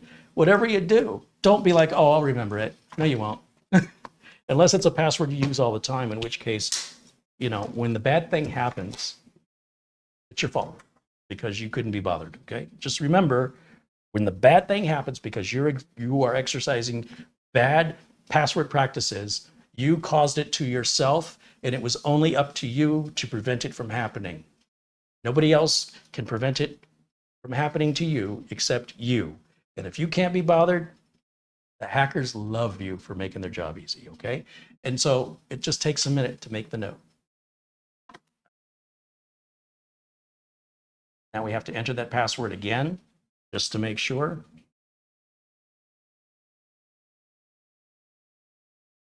Oh, and there's an exclamation point at the end. I got to add that.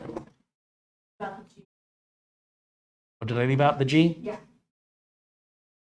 No, I did. Thank you for noticing. The screen's really far away from me, so Synology. Actually, it's a 5 Synology. Area exclamation. I think we're good. Everything matches. Everything's happy. Password strength requirement must include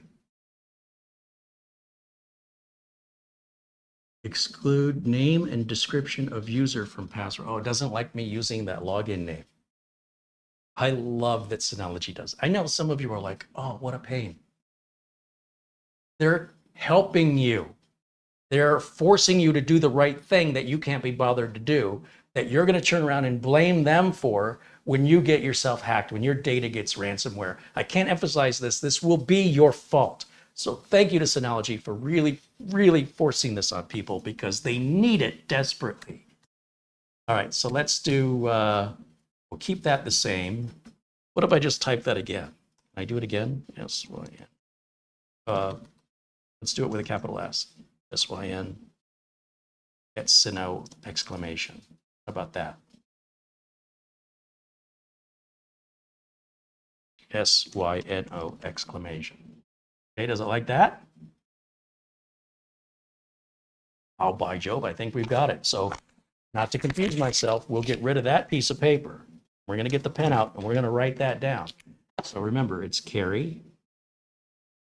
It's 5 YNOLOGY at capital SYNO exclamation. All right, so I've got it written down. Obviously, when you're setting this up, you don't broadcast it on a live stream. Right? But for demonstration purposes, I want you to be very aware of how critical this step is and that you should not be dismissing it so casually. Not anymore. This isn't the old days anymore. You drop your guard for a second. Don't be surprised when you have an unwanted visitor that's leaving damage or holding your data for ransom, okay? Only one that can prevent it. Now, of course, you're using, like in this case, Microsoft Edge, you can have it save the password for you. I like to use a program called RoboForm. You know what else I like? A Post-it note. So I'm gonna just say save and turn on for now. Sure, why not? Automatically install important DSM and package updates only. Automatically install the latest DSM and package updates. Yes. I want the package updates too. For all those packages, those apps you're gonna put on, it doesn't do you any good to update the operating system only to find out that that particular package or app you've installed no longer works without an update to be compatible with the new update to the operating system. So I want any app updates and DSM updates to happen without my interaction. I want it to happen on its own. If you're a control freak, you can have it just notify you when an update's available and you can apply the update yourself. I don't know why anybody would pick that unless you just don't have a lot going on in your life. But I would strongly encourage you to let it automatically update, and it will do that likely faster than you will and give you the latest features sooner and keep you more secure sooner than when you get around to it. But it's yours, it's your life, it's your data, so you do what you want. Next, create a Synology account. Okay, so here's the thing. If we create a Synology account, it's free. We can then enable access to the NAS through the Synology portal. I don't want to do that, but you can if you want to. So for, if you already have an account from Synology, you can use your current account. There's a lot of benefits. Like I said, it doesn't cost you anything, but for the sake of, we've got a lot to get through on this video, I'm not going to go through that today. So we're going to skip this for right now, but you can come back and do it another time. There are advantages to doing this. This isn't like a Microsoft account, but Mostly if you want to access your NAS from outside of the building, if you want to securely be able to access your data when you travel, this is going to make your life so much easier. If you're never intending to do that, if you only want access in the building on premises, then not a whole lot of advantage to having this, but it also wouldn't hurt you either. But you can learn more about that. Maybe we'll make a video on that in the future, but we're going to skip it for now. You can opt in for a better user experience. This is very common practice where companies want your permission that anytime there's a problem or an issue, that it will send that data to their technicians anonymously, so that if they see a pattern of problems occurring after an update or with a particular app, you don't have to reach out to them and let them know. They'll already be aware of it based on the number of logs that are being sent from failures. But you're not required to do this. Some people, again, it's anonymous. It's not using much of your bandwidth. It's only sending a few bytes when and if something happens. And it sort of, if it's happening to you, it's probably happening to other people. And it makes the folks at Synology aware that they have a problem, and they can address it through an update where you don't even have to call support. So that's the benefit of you doing that, right? You become another piece of data that they can use to determine and isolate where the problem is and fix it without having to deal with an endless number of support requests. So here it's device analytics, and you can agree to it or not agree with it. It's fully voluntary. So I'm going to agree to it because why wouldn't I?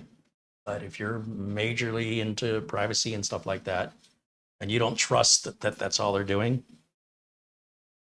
I don't know. I mean, that's on you, but it's your choice either way. You're not obligated one way or the other.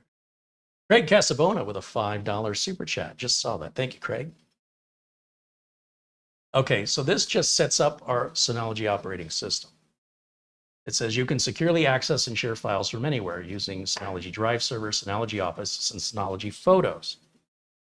Okay, if you want to do that, which a lot of people do, this pops up to say, here's where you need to go to do that, to install. I don't want to do that. I can say no thanks, or I could say not right now, remind me later. I don't want that myself. I'm going to say no thanks, and I know how to go get it if I want it. Anyway, registering is important for warranty. Okay, so if you want warranty plus,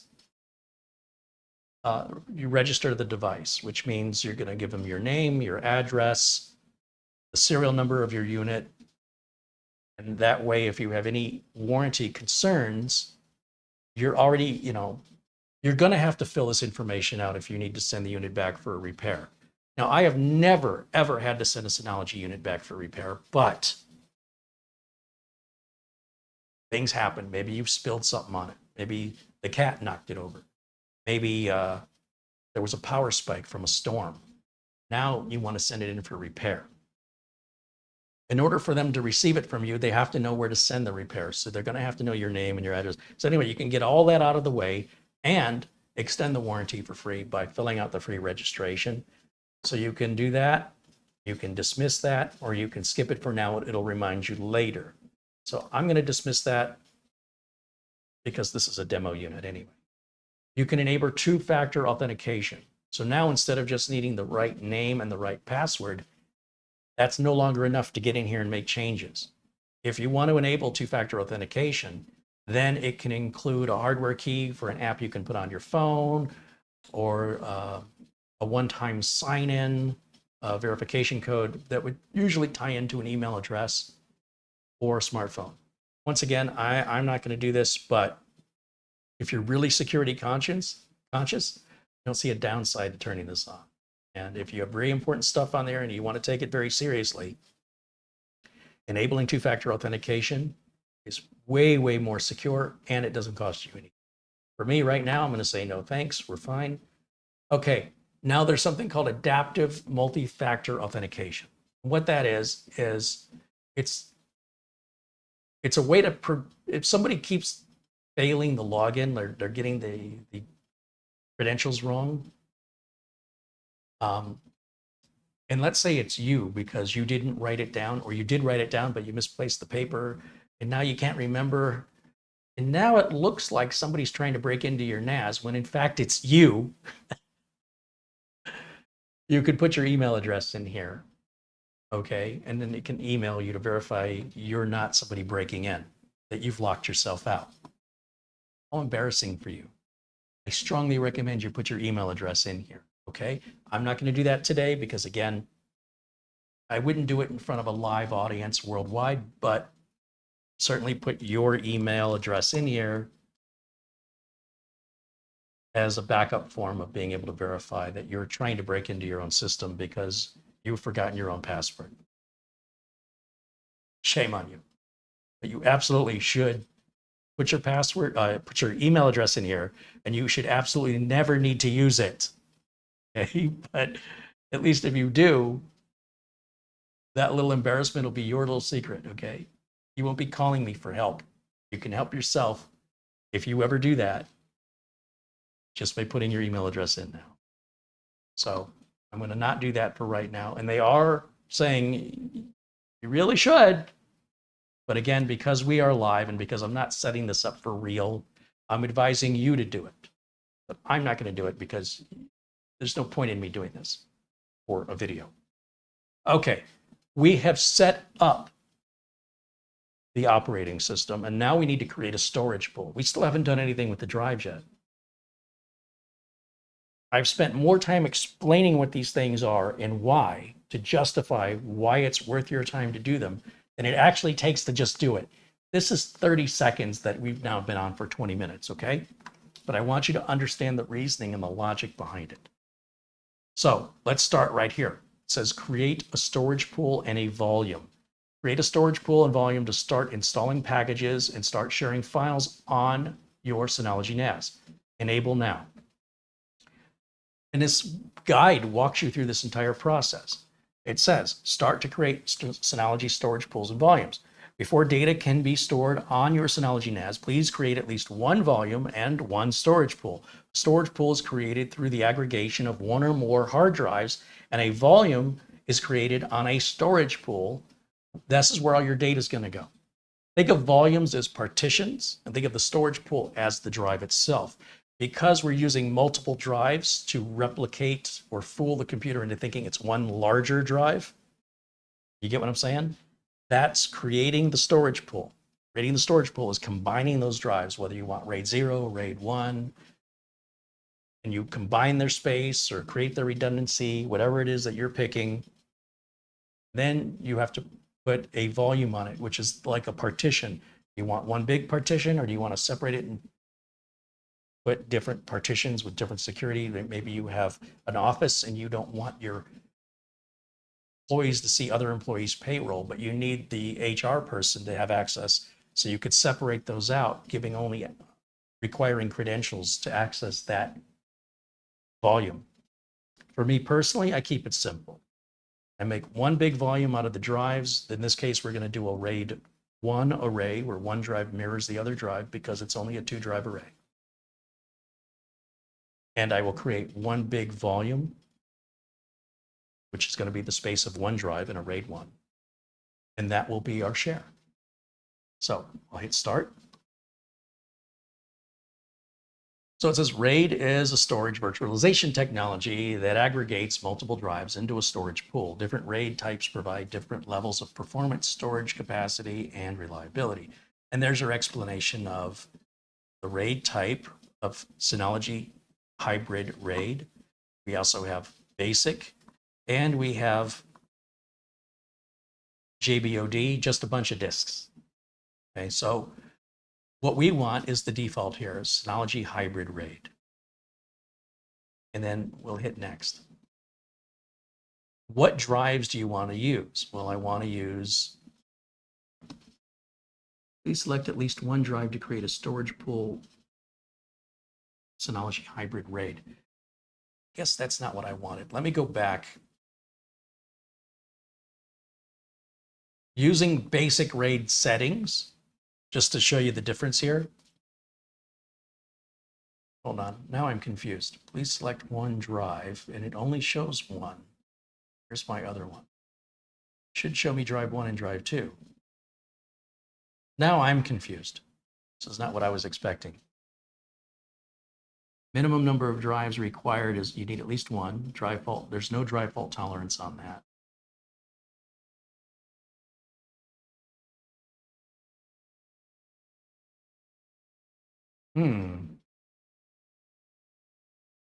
Definitely want to use SHR for the reasons I mentioned. Minimum number of drives, 1. When we hit next, it should show us drive 1 and drive 2. How come I don't see drive 1? I'm wondering if I don't have drive 1 seated all the way in, or if we have a bad drive. So what I'm going to do is I'm going to step around here, and the drives do say, they used to say 1 and 2 to let us know which one is drive 1 and which one is drive 2. I'm just looking at this NAS, and I want to share this lesson with you because I think it's really important. If I turn it this way, in fact, let me go to, let me make the screen bigger here. This is a very critical real life lesson because I did not do this on purpose. It's very easy to make this mistake because I wasn't paying enough attention. And it's very simple and very easy to avoid simply by paying attention. So let me go back over to full screen on camera 1 here. I don't know how well you can see. If I turn this on an angle, this drive right here is sticking out further than this drive right here. Can you tell that that's sticking out? So I did not seat it all the way down. And this will work with one drive. And I do not have to turn this off. Watch, all I have to do is push it all the way in. Now, you'll notice the disk 1 light is not on. See, the green light here is for disk 2. I should also have a green light here on disk 1, and I should have been paying attention to that, and I didn't. So not only did I not pay attention to not pushing that drive all the way in, I further did not pay attention of looking at any of these lights until just now. See that light came on? That means it's initialized and it's now running disk 1 and disk 2. Those lights are very important. That's why I don't like RGB. It doesn't convey any information. It's a waste of time. It's an unnecessary distraction. That's all I had to do. Okay, now, put myself back in the corner. And look, if that's a mistake I can do, it's clearly a mistake you can do. So learn from my mistakes so you can make different mistakes. You don't have to make the same mistakes. You can make your own. Come up with your own. The original. All right, now, let me go back again. And we'll hit next. No, go back. Start. Next. Might have to back out of this entirely now. Surprised. Thought it would automatically shift. Still only seeing the one drive. So what I'm going to do is I'm going to come over here. Oh, probably can't see that, can you? Now you'll be able to see it. And even though this is probably overkill, I'm going to just restart the NAS. See right here? Restart. Sure you want to restart? Yes. And let's let it go ahead and reboot with both drives properly seated, which is what I was supposed to do from the get-go. Very simple mistake to make. And the information was right in front of me the whole time between the LED not being on and just physically looking. You could see that drive wasn't put all the way in. I swear to you, I did not do that on purpose. But that's why we do these videos live, because it would be easy for a YouTube content creator to completely edit that out, and then you would not know to be aware of it. So when I do these live and unscripted and unrehearsed, it's the best way that I can emulate you doing it yourself by being here with me in real time. So you have a real idea of how long this takes. By the way, so far, none of this has taken a lot of time. It's my explanations that are taking a lot of time. You can see the, as close as we can get the hands on to putting the drives in the sleds and getting the sleds installed into the tracks, things to watch out for there, the reason for those LEDs, why they're so important. And it's giving us real world examples that no emulation and no simulation can ever really give us that level of reality. And that's why I make these videos this way, because this is how life actually is. We don't get to edit our life in post-production and put it together all highly polished and take out all the mistakes. And by the way, what kind of a boring life would that be anyway? All right, so we got to sign in again. So what was it? Carey. Remember we wrote this down. Do you remember what it was?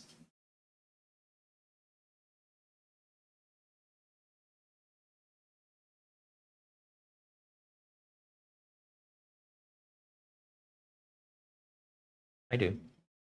Now, since we've rebooted now, let's go to Create Now, Start, Synology Hybrid RAID, next. Hey, we have 2 drives now. I am so smart, aren't I? And we want both drives. Yes and yes. But this is if you had a 4-drive Synology, you could create one storage pool with 2 of the drives and another storage pool with the other 2 drives if you wanted to. Or one storage pool with 3 drives and one storage pool with 1. Again, I'm somebody, I will take all the drives and combine them either into a RAID 0 or a RAID 1 or a RAID 5. Generally speaking, if I only have 2 drives, I want a RAID 1 mirror. And if I have 3 drives or more, I want a RAID 5 or RAID 6, depending on how many drives I have. I never use RAID 0 because there's no point in high performance when our bottleneck is our network, and it increases the, if one drive fails, we lose all the data. There's no redundancy there. So it kind of defeats the whole point of having a NAS if you're going to do that, in my opinion. So now I can go to the next step. It says performing a drive check can automatically reconfigure a drive, thereby reducing the risk of data access errors. Do you want to perform the drive check? Look, if they're brand new drives, I strongly recommend it. In most cases, you're never going to have a problem, but it can take a while. Since we're live, I'm going to just bypass this for now. Now it says for the storage pool, your total capacity is going to be the size of one of the drives, and the other drive is going to remain hidden. So your total capacity, if you want to use it all, on these 4 terabyte drives, you get a total of 3,715 gigs, which is 4,000 gigabytes. Gigabytes. It's the same amount of space. Too many enthusiasts out there, even I've seen people that write for tech websites, think they're losing space after they format a drive because they don't understand how the math works.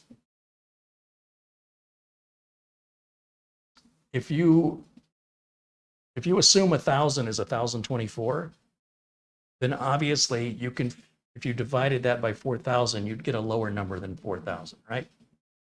Versus if you thought 1,000 was 1,000, and the bigger the drive is, the bigger that number discrepancy is, and people get really upset. Where did my space go? It's a brand new drive. It's a 25 terabyte drive. Not that that exists, but you know. And it says a big chunk of it's missing. It's just doing the math differently. It's the same thing. How dare you give me 6 when I had half a dozen? That's what you sound like when you make these outrageous claims of wrongful nature, because you're not understanding the math. And it's not your fault. The industry does this. Hard drive manufacturers like to report one way. Operating systems like to report another way. Wouldn't it be great if we could all agree? They have their reasons. It is what it is.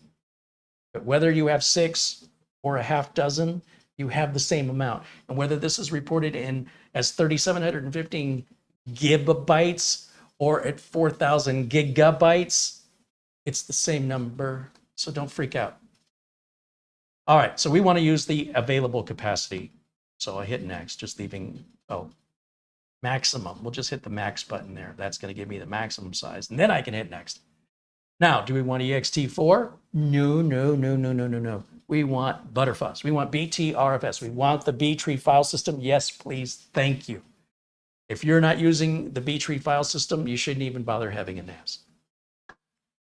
That's my opinion as a professional computer technician. Take that for whatever it's worth. Next, configuring encryption. Enabling encryption. Encrypting a volume helps protect your data from unauthorized access in case your device is lost or stolen. All data stored on the volume, including package data and LUNs, will be protected. Now, if you want to encrypt the volume, that means it's going to take a little more processor and RAM when you want to read or write data, because it's got to encrypt it and decrypt it on the fly. But you have that peace of mind that it's secure at a little expense of performance, right? But hey, it's really insignificant as far as I'm concerned.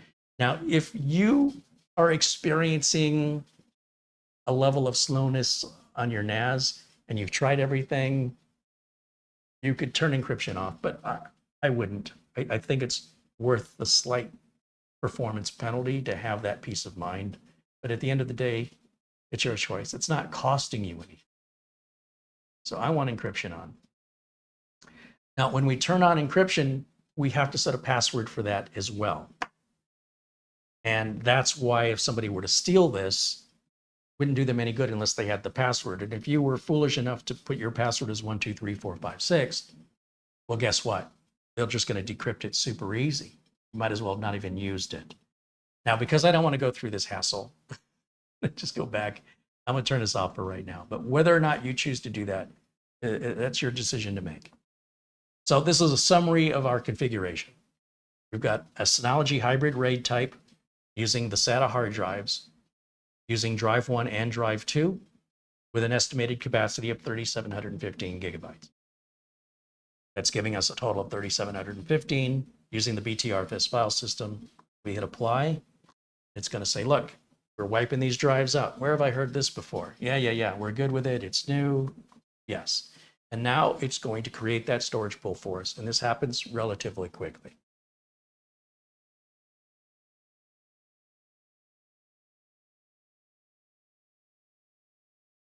Looking in the chat here, see what I'm missing.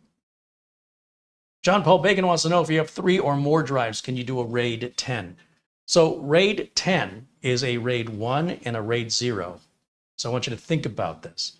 If I said you could have 2 drives in a striped performance array where they act as one, or you could have 2 drives where one mirrors the other, couldn't you set up one striping the other and then the other 2 mirroring those 2?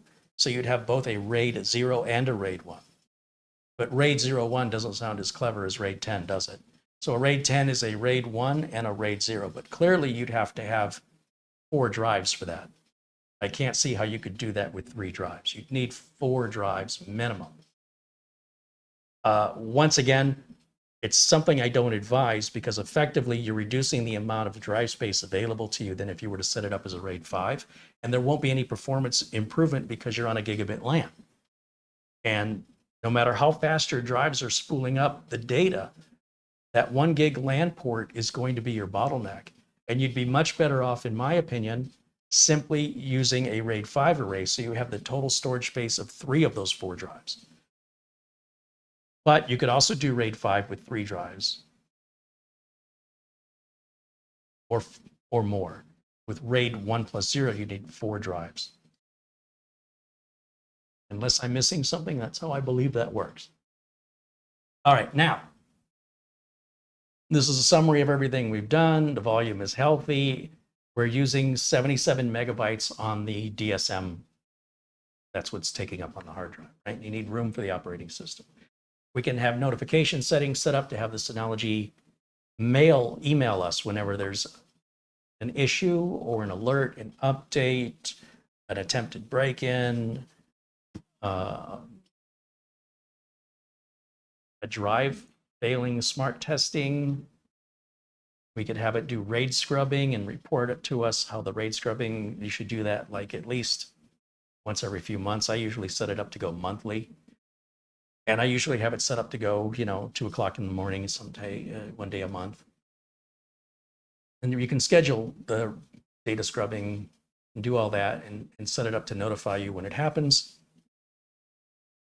And since I'm not setting that up now, I can always go back later in the control panel and enable that later.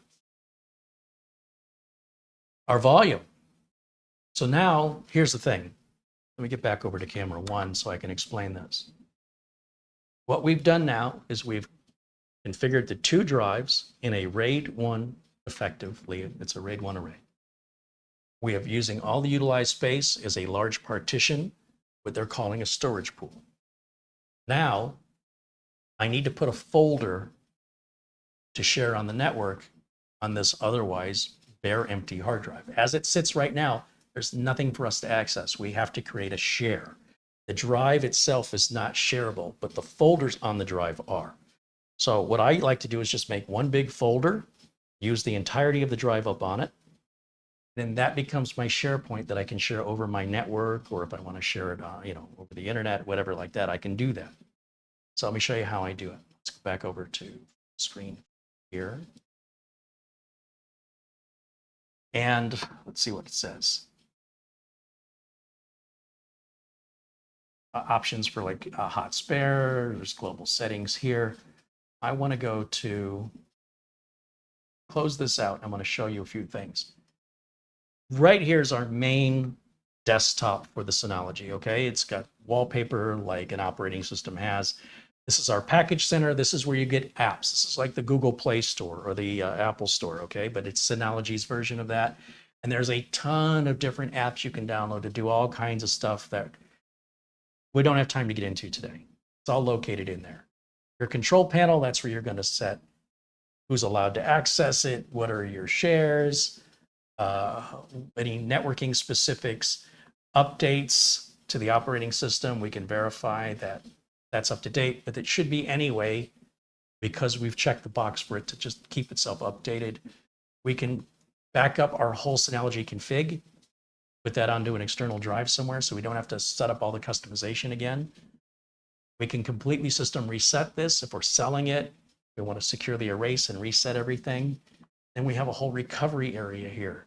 So depending on whether you're trying to destroy it, or you're trying to recover it, you're going to find all of these features and more in the control panel. And it goes down this whole side of different areas in the control panel, your notifications, hardware and power information. Down here on the bottom right corner, you'll see we've got just the widgets running with our CPU and RAM resources, as well as the overall health of the Synology and the storage pool. So now to create a shared folder, I want to go to the file station. And in the file station, it tells us you don't have a shared folder on here. You can't use it without a shared folder. Okay, we want to definitely be able to use this as a shared folder. So we're going to click OK. And it takes us right where we need to be to create a shared folder. I'm going to call the shared folder public. You don't have to put a description in if you don't want to. Location, we only have one location on this little NAS. Do we want to hide it? No. Do we want to hide subfolders? No. We want to enable the recycle bin, so when you delete stuff off the NAS, it'll go into the recycle bin on the NAS. Yes, that's a pretty smart thing to do. It will take up reserve some space on the drive you won't be able to use, or your trash can to be able to hold stuff you might want to retrieve later. Next, enable additional security measure. So you can encrypt this particular folder, just like we could encrypt the entire storage pool. We can encrypt individual folders as well using different encryptions, so that one password gets you into the share, a different password gets you into a different share. And if either share, if the NAS were to be stolen and plugged in somewhere else, without those passwords, they wouldn't access any data on the drives. I'm going to skip this for right now because I don't want to go through it all, but it's there for you if you want it. Here you can configure advanced settings like enable data checksum for advanced data integrity. Yes, yes, please. And file self-healing and data scrubbing are available to ensure data enable file correction. Enable shared folder quota. We don't need a quota, so we can hit next. And then this is our summary, right? It just wants to confirm this is what you've told me you want to do. Right now, the recycle bin can only be accessed by administrators. So if one of the users on the network deletes something by mistake, they'll have to ask an administrator to log in here go to the file station and drag it out of the recycle bin. You don't have to know any code. You just literally drop and drag it out of there. But you have to be an administrator to do that. Next, and it's creating that. And now, who do I want to allow access? Well, I want anybody to have access. So I want to have a guest access. And this is turned off by default for security reasons. But I absolutely want anybody on my home network to be able to access my public share. In a business, I might not want them. But in my home, yeah, if you're on my network, there's nothing on there I'm hiding from you. So to turn on guest network, we would say local users, hit apply here for a minute. Under edit, again, we can make changes after the fact. Turn this guest access on, and I'm trying to remember how I do that. Then there's advanced permissions here. And then NFS permissions, which, you know, we don't need that ourselves, but depending on the kind of network you have. If you want your Synology NAS to be discoverable on your network, when you go to your network places or the network icon on your operating system on Windows, you want to make sure WS Discovery is turned on. That's under, if I remember correctly, under Network. And under, say, under Network Interface, Traffic Control. Moved. I thought it was here under Network.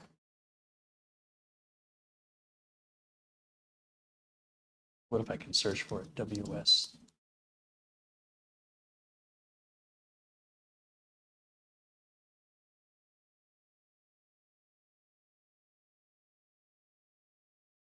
Services. SMB settings. Here we go. So for SMB settings, we want to make sure that WS Discovery is turned on. Synology used to have this off by default, and people would say, well, I can access my Synology if I manually put in its name or IP address, but why doesn't it appear in my network places? It's because you had to check this box. Now Synology is turning that on by default. So be aware of that in case you want that off. And then if you want to set up FTP or rsync or do any other stuff, that's all here under the file services section of the control panel. I was in the network section, and that's why I wasn't finding.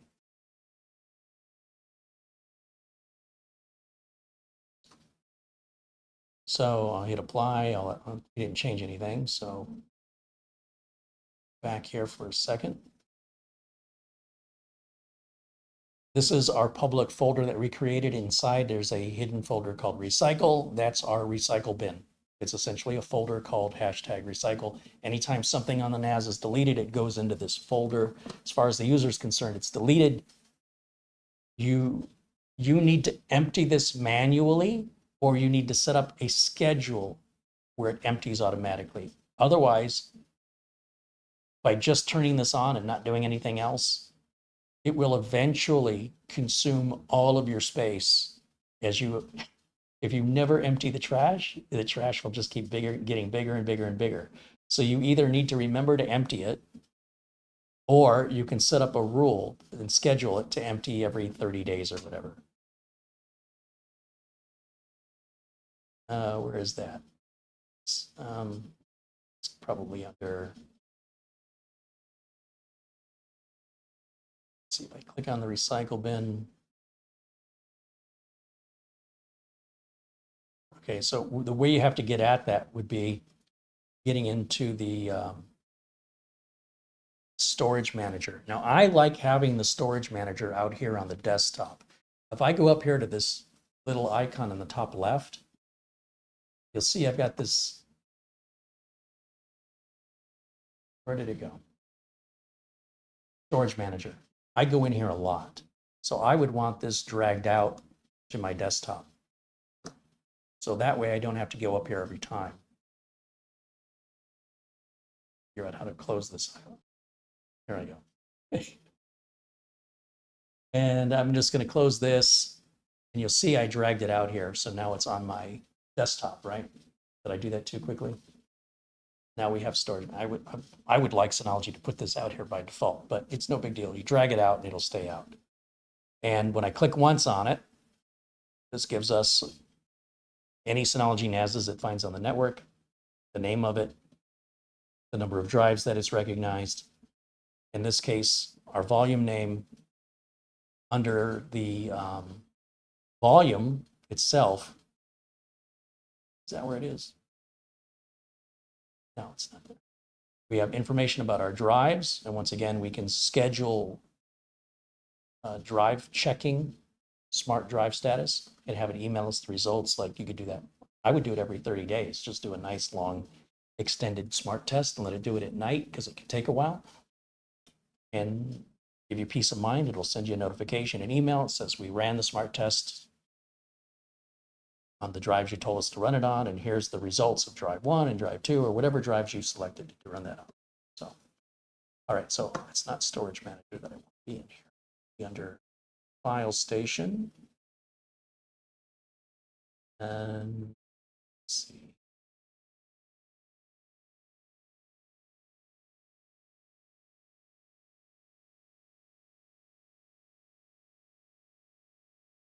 Trying to remember where the empty recycle bin option is. I thought it was under the storage.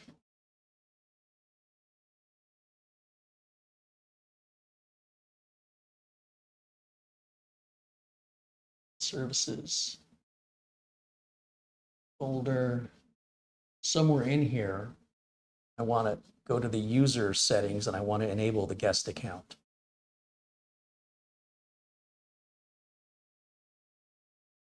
Users and groups, that's what I'm looking for. Right here, you'll see the guest account is deactivated and the default admin account is deactivated. So I'll go to guest, double click that. And it says deactivate this account, just uncheck that box. That's it, hit save. Then I want to go back to, file services?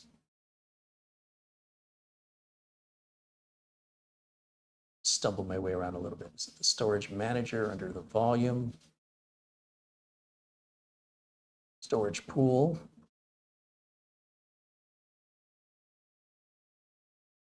Again, we can set up a schedule for data scrubbing. That's just good maintenance there. Interested in that.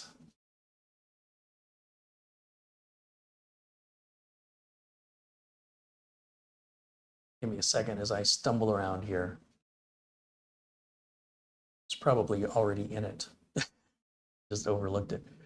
Okay, that's file station. It's not the file station it's going to be in the control panel under file services. No.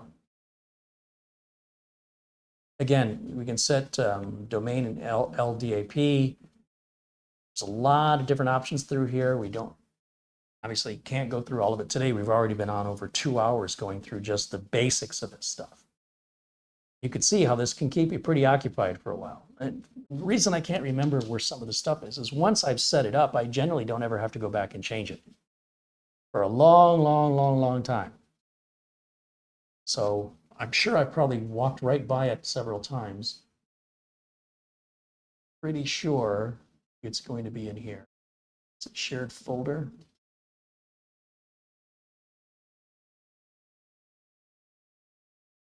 Edit.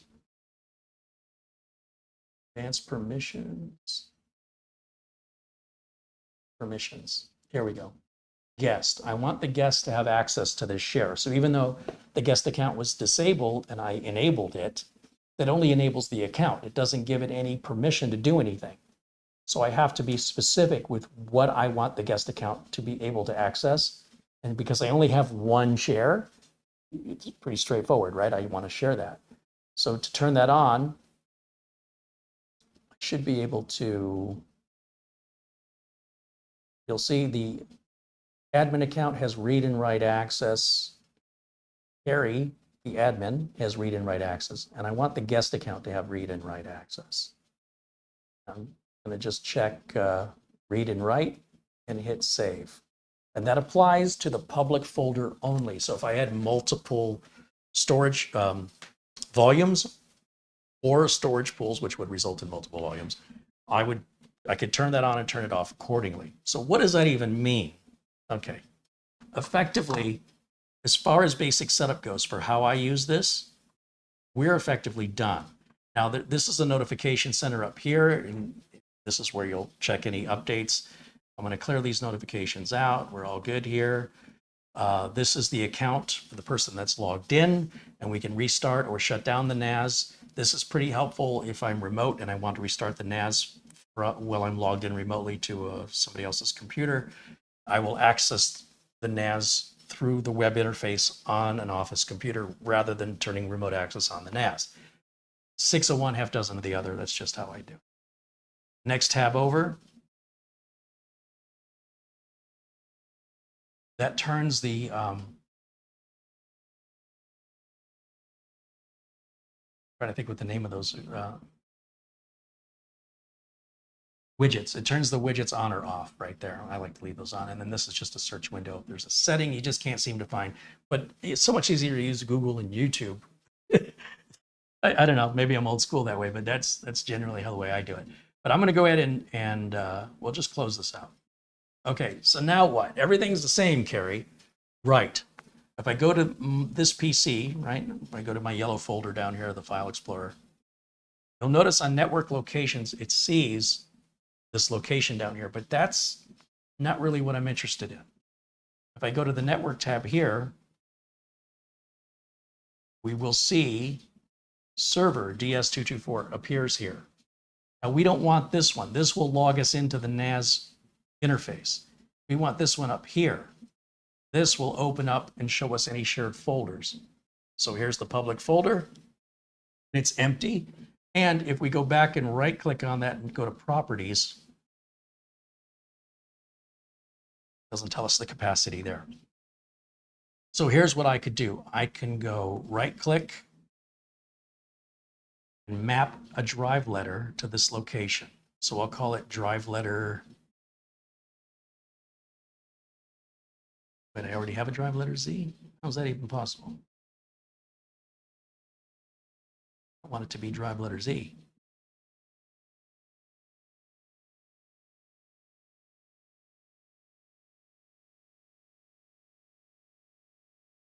Make sure reconnect it sign in. I don't think that's the right IP address. Yeah. I must have mapped this to a different NAS at some point. So in order for me to reassign it, right click. Wait a minute. That's right. It's working. Never mind. I stand corrected. So now, think about this. I have added 4 terabytes of storage to that little tiny computer because instead of just having a C drive, I now have a Z drive. And this Z drive has 3.48 terabytes of space on it for me to copy files over to, no differently than I would on my C drive, except it's going over the network. It's a little slower than copying to your local drive. And what's even better is I can access these files from any computer on my network, including my phone, if it's on my network. So if I want to copy a file, let's say I'm recording this video, right? Let's say I want to edit this video. So I want to take it off of this streaming computer and I want to put it on the editing machine that's on the opposite side of this house. I can copy it to a flash drive and I can sneaker net, walk it over there, plug it in and copy it over. Or I can simply copy the file onto the network attached storage, go to the computer in the other room and edit the file right there on the storage drive if I want, or if I want it to be faster, I can copy the file over, just drop and drag it onto that computer, run it through my editing software, export that as a rendered file. But now that upload connection is too slow. It's going to take me forever to upload it to YouTube. I want to use the internet connection on this. It's a little weird that I have 2 different internet connections in the building. Most people only have 1. But because of that, I don't use this computer for editing. The computer back there is way more powerful for editing. I use this computer for streaming and I'll use this computer for uploading.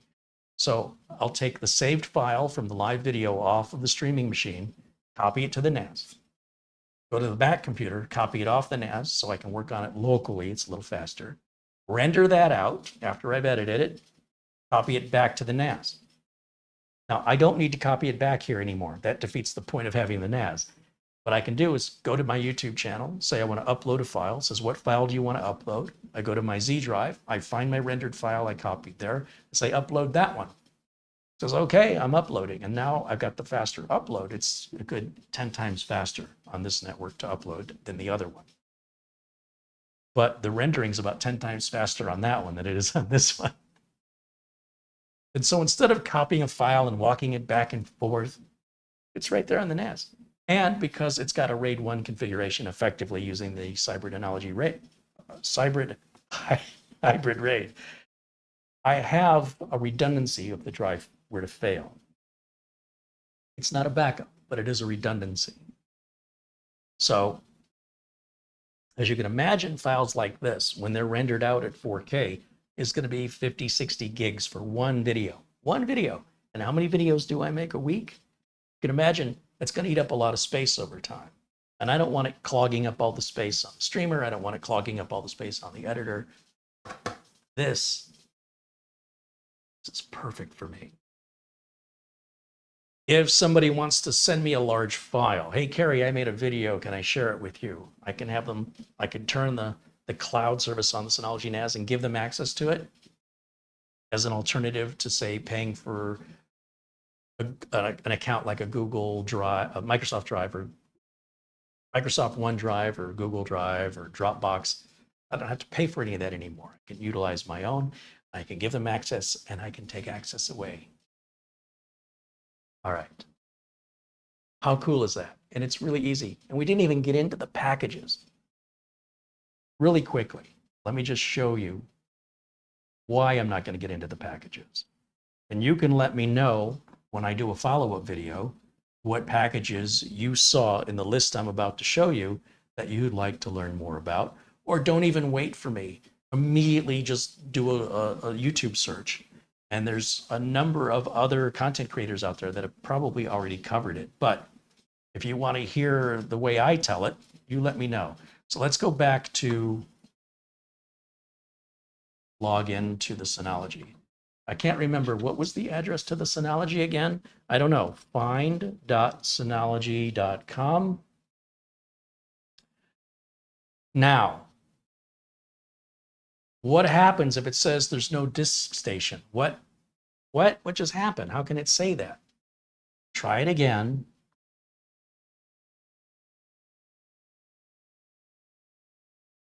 And for some reason now, and I've seen this happen, and I was secretly hoping this was going to happen. Why would I want this to happen? Because I want to show you another way. Yes, there's many ways. We're going to go to Synology. Let's just type in download Synology Assistant. It's a little tiny application free from Synology. We go to the download center here. We select what our product is. We've got a NAS. Which model of NAS? We've got a DS. We're just going to call it a DS220 because I don't know that the 224 is in there. So there's our operating system. I'm looking for the utilities right up here. See how it says utilities up here? The very first thing is the Synology Assistant. Now, if you've downloaded the Synology Assistant in the past, it would probably be in your best interest to download it again because they've updated it numerous times. So even though it might work for you, if you want it to continue to have all the features, the latest features, and be able to recognize the newest Synology NASs, the last thing I want you to do is go buy a new Synology NAS because you already have one and you love it so much you want to get another one. Then the Synology Assistant won't find it because you failed to realize that the Synology Assistant needs an update to find that new NAS. So if you just always keep it up to date, you won't have to worry about that. Now, you can get it for Ubuntu, you can get it for Mac, you can get it for Windows. We obviously want it for Windows. It's a small file, it's no big deal, it doesn't take up a lot of space or a lot of resources. I have to turn off camera one so you could see it just downloaded that in the top right corner there. And Click on that to open it up and install. You'll see the latest version there. The number is in the file name, the version number. And just go with all the defaults. It's very quick to install. And of course, you have to get permission to look through the firewall, right? Because your firewall is like, did you want something to snoop on your network? In this case, yes, we do. Thank you very much. And then this box is checked to run it as soon as we hit finish on the installer. And then I'm going to close the browser window so it doesn't confuse you. This is the Synology Assistant running, and it is scanning our network. And if the find.synology.com for any reason says I can't find anything on your network, Synology Assistant will always find it.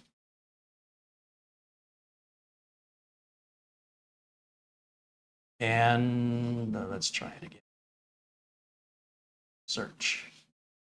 Should come up relatively quickly here.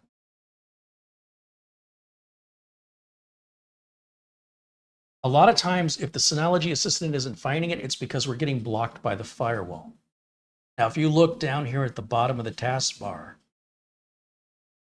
there is something waiting for us to give it permission. Because it doesn't have permission, we have not allowed this. It's going to come back blank, and you go, ha, Carey, it doesn't work. It doesn't work because we haven't given it permission to work. Once we tell it allow access, we never have to tell it again. It'll remember that setting from this point forward for this application. Now, when we run it, it's going to find it. Isn't that amazing how math works? See how fast it found it? And then we just double click on it, and that's going to bring us to the login. Once again, I can look over at my notes.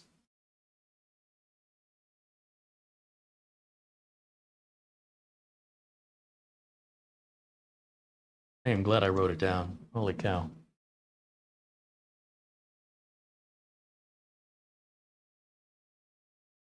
Get it right? I got it right. All right. So the reason why I'm not going to get into the packages today is we are now at 2.5 hours on the live stream. And that's just your basic, how do you do? Here's how you get started, okay? There's nothing I've left out. Everything you should need to know to at least get a file share set up and running, get your storage pool created. Right here, everything you need to know. I've covered everything, even where the cables go, how to plug it in, where to push the buttons, why you want to look at the LEDs. We've covered a lot of information that should make you have it should leave you self-sufficient where you're not left with any questions during the setup. But if you are, you don't need to watch another video. You just need to rewatch this one again if that's the case. Now, when we get into the package center, this is just like the Microsoft Store or the Apple Store, okay? Except it's the Synology Store, and they just call it the Package Center. And in the Package Center, it defaults by showing us what packages we have installed by default. The next button down is all packages. And you can see there is a lot to choose from. There's a lot of backup packages, there's virtual machine packages, there's micro-container packages, and on, remote access packages, surveillance system, multimedia packages, and packages. And you can look through them all, or you can search for one in particular.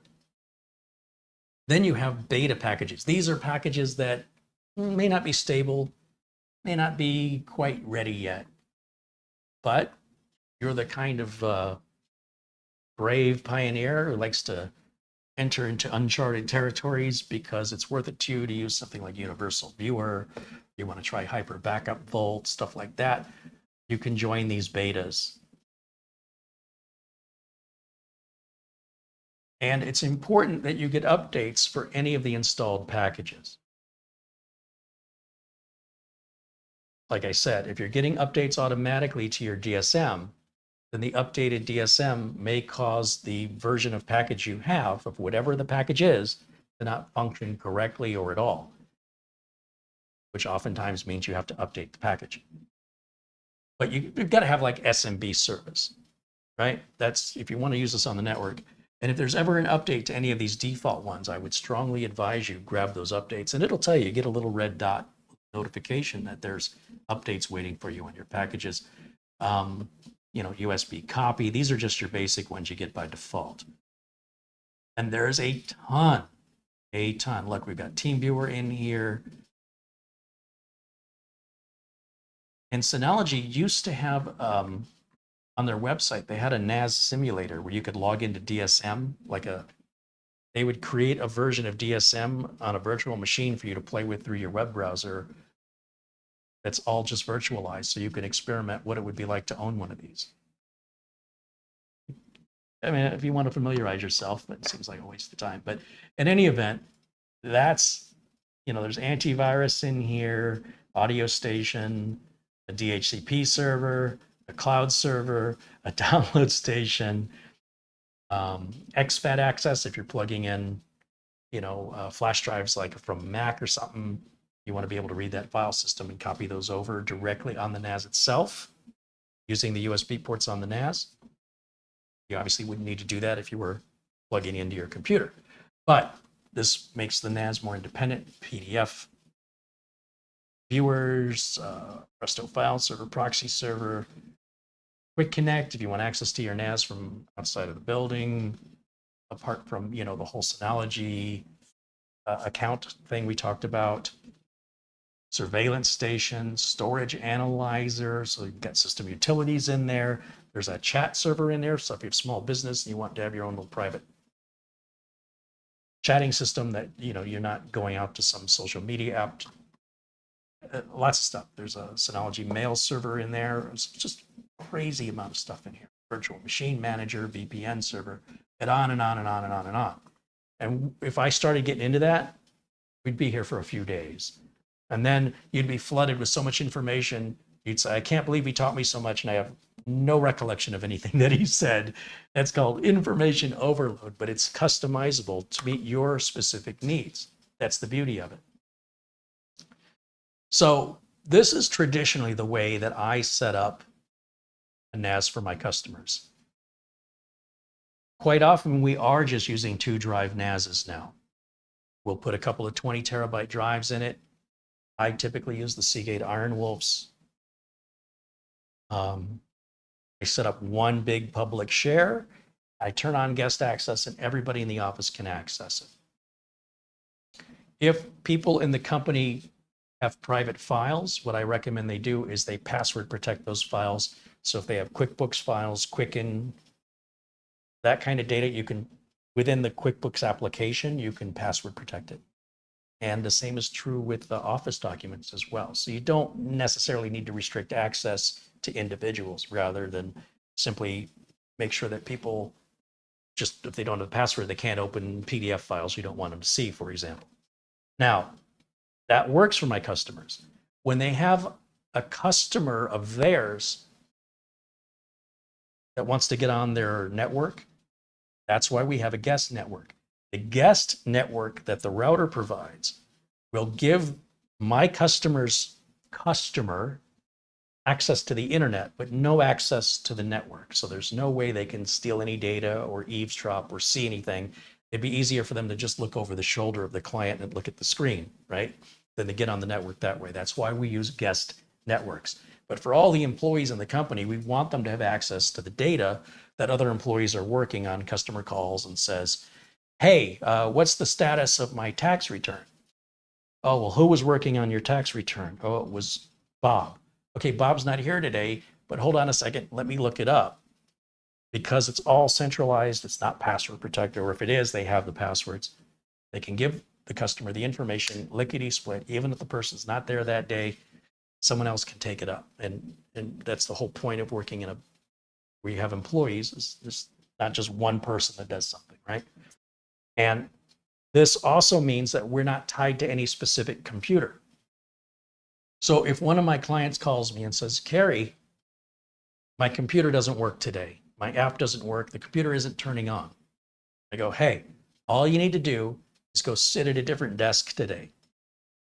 All your data is saved on the server, right? We call it the server. You didn't save the data on your computer, did you? Of course you didn't. You saved it on the server. That way you're not tied to any physical computer.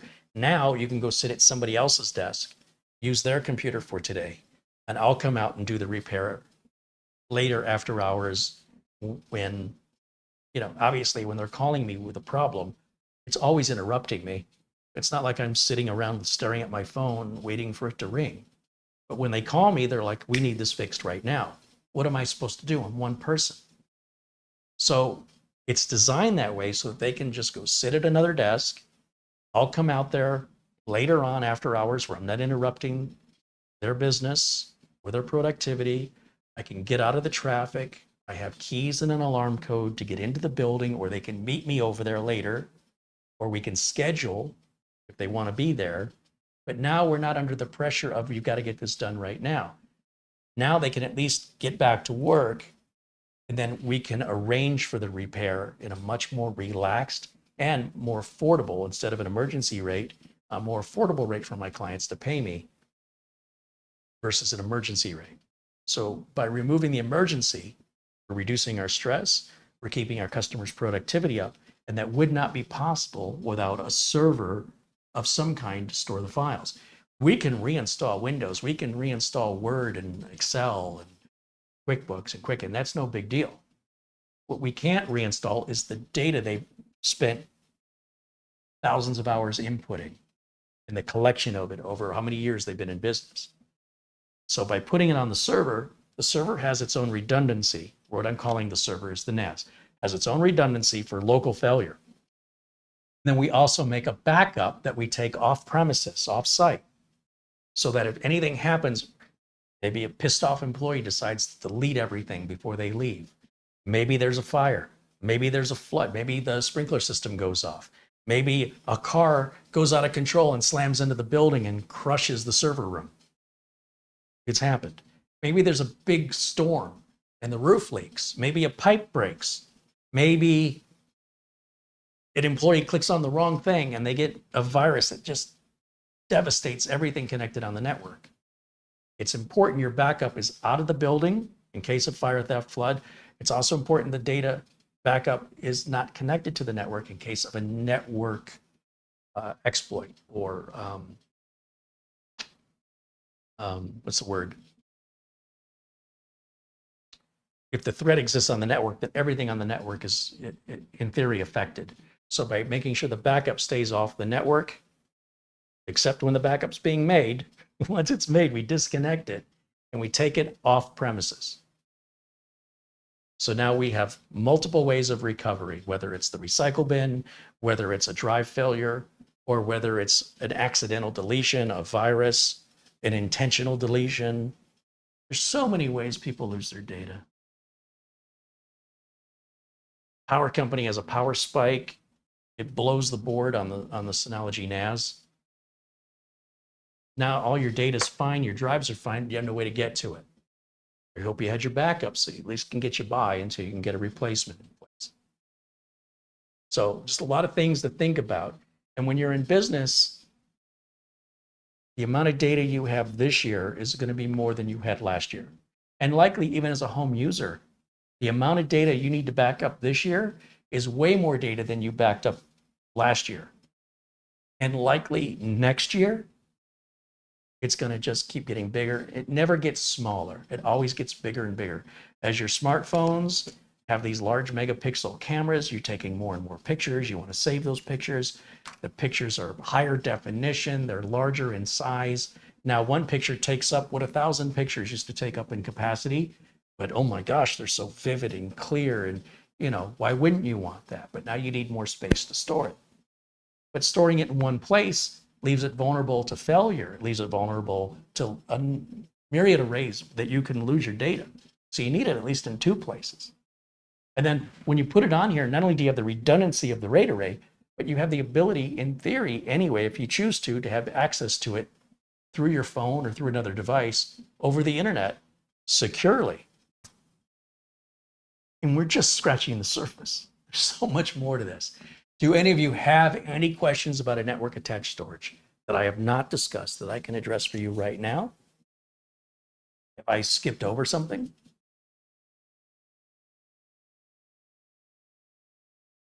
Do you have an inquiring mind and you want to know? We'll take this time now to take your questions. We'll give this about a maximum more of 20 minutes because that'll be 3 hours, and that's a long time to be talking about one thing.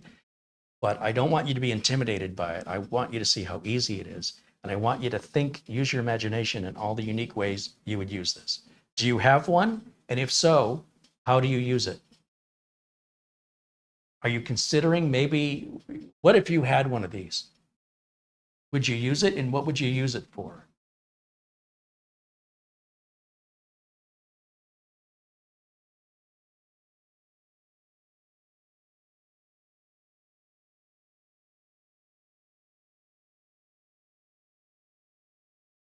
Planet Cryos had contributed $2 earlier in Super Chat. I missed that. Sorry, Planet Cryos. Thank you for your $2. He says, getting my Synology fix in, I have the DS220. Oh, he's got the same one I do. Randolph Slavin with a 10-pound contribution. Thank you, Randolph. Paul O'Brien contributes €2. He says, read my Amazon gift card. Oh, I was... I think we're back. I am recording the stream locally, just in case something like that were to happen. It looks like the internet connection hit a little bump in the road. It's trying to pull me off stage. I think it says, you're on long enough, Carey. But thank you again to Paul. And let me see in the comments if there's any other questions that we can address here before we wrap it up for today.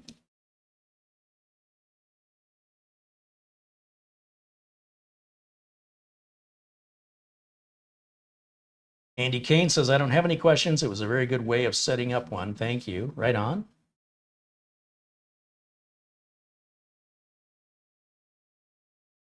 Barry Klein says, data always expands to fit any available space.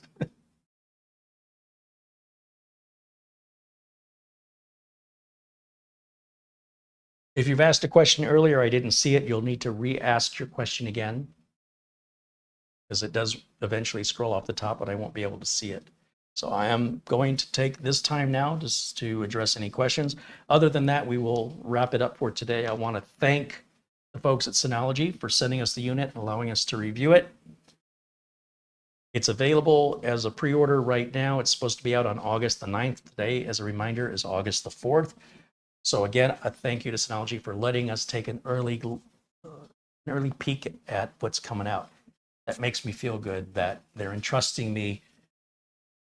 There's a lot of different content creators they can choose from to associate a new product release to. And anytime I'm selected, it's always an honor, and I appreciate that. And I do my best to convey the amount of information that I have about it. Obviously, after a product is released, I will learn from other people some features of the product I didn't know about. So ideally, we'll do another follow-up with this unit, make the most of it, and we can talk about individual packages or use case scenarios that you guys want to learn more about. That's the plan. Craig Buckley says the USB copy button is not a reset button. Perfect example, right? Because I said I don't remember there being a reset button on here. It's a USB copy button. And obviously, it's a feature I've never used before. Thank you for that correction. And it's something I will have to study up on. I don't ever plug USB flash drives or USB hard drives into my NASs. It's just, why would I? I plug them into the computers, and then I just copy the data through the network onto the NAS. The NAS is usually put into a different room. It's out of the way. It's nowhere convenient where I'm going to be plugging things into it. However, in the fairness of a proper review, I should know what the buttons do. I apologize where I apparently dropped the ball there, and I appreciate that correction. Again, it's something I've never used, and I'll have to look into that and see what scenarios people use that. Sarge Tech says, what a knowledge pack stream, chock full of useful information, and thank you. Right on. Thank you, Sarge Tech. Thanks for joining us. Thank you for supporting the channel.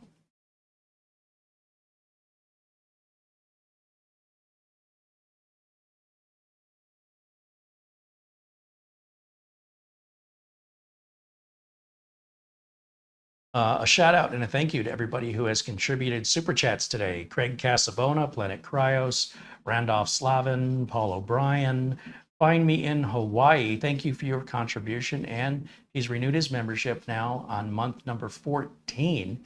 And he said, wishing everyone a safe and wonderful weekend. Thank you, Ken.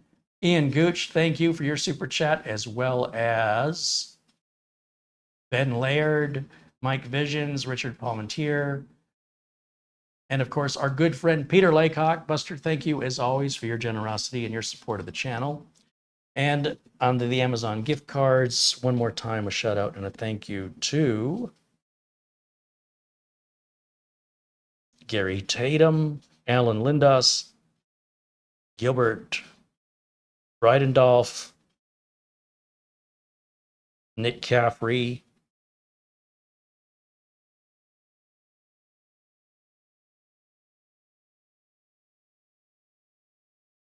and Paul O'Brien. You guys rock. Thank you guys so much for supporting the channel. What price range do I think this will be? I think this should be about $350.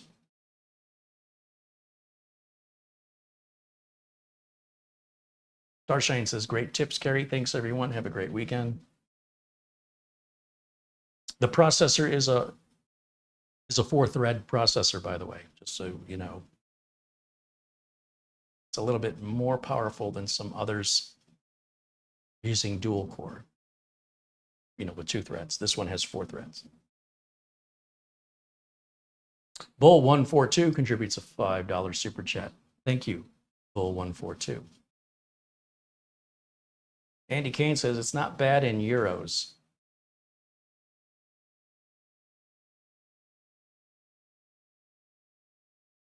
There are a lot of other channels here on YouTube that get into varying levels of geekiness about NAS reviews and ways to use NASs. Don't be shy about searching YouTube if you want more information and you want to hear it presented a different way, or you want a different, more technical explanation. There's a lot of other content creators that specialize in doing nothing but NAS reviews. If it's something that interests you, that information is just a click away, and I would encourage you to check them out. Adam Wood said, I have the Synology DS923 Plus, and it's great.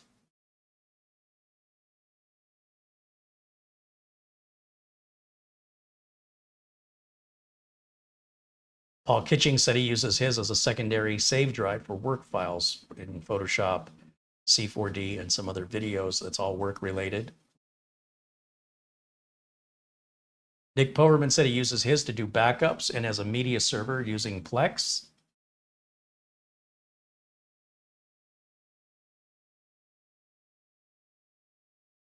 So I see many of you are not only familiar with NASs, but own one, and many of you own Synology NASs at that. Steve Chappell or Chappelle says, I use it for pictures and movie storage.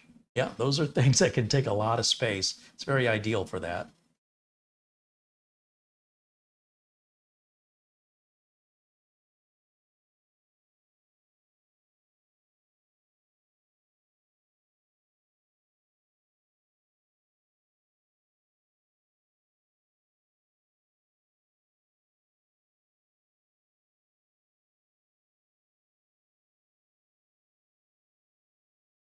Ron Barner said he's been a member for a year. That is awesome. Thank you for continuing to support the channel, Ron.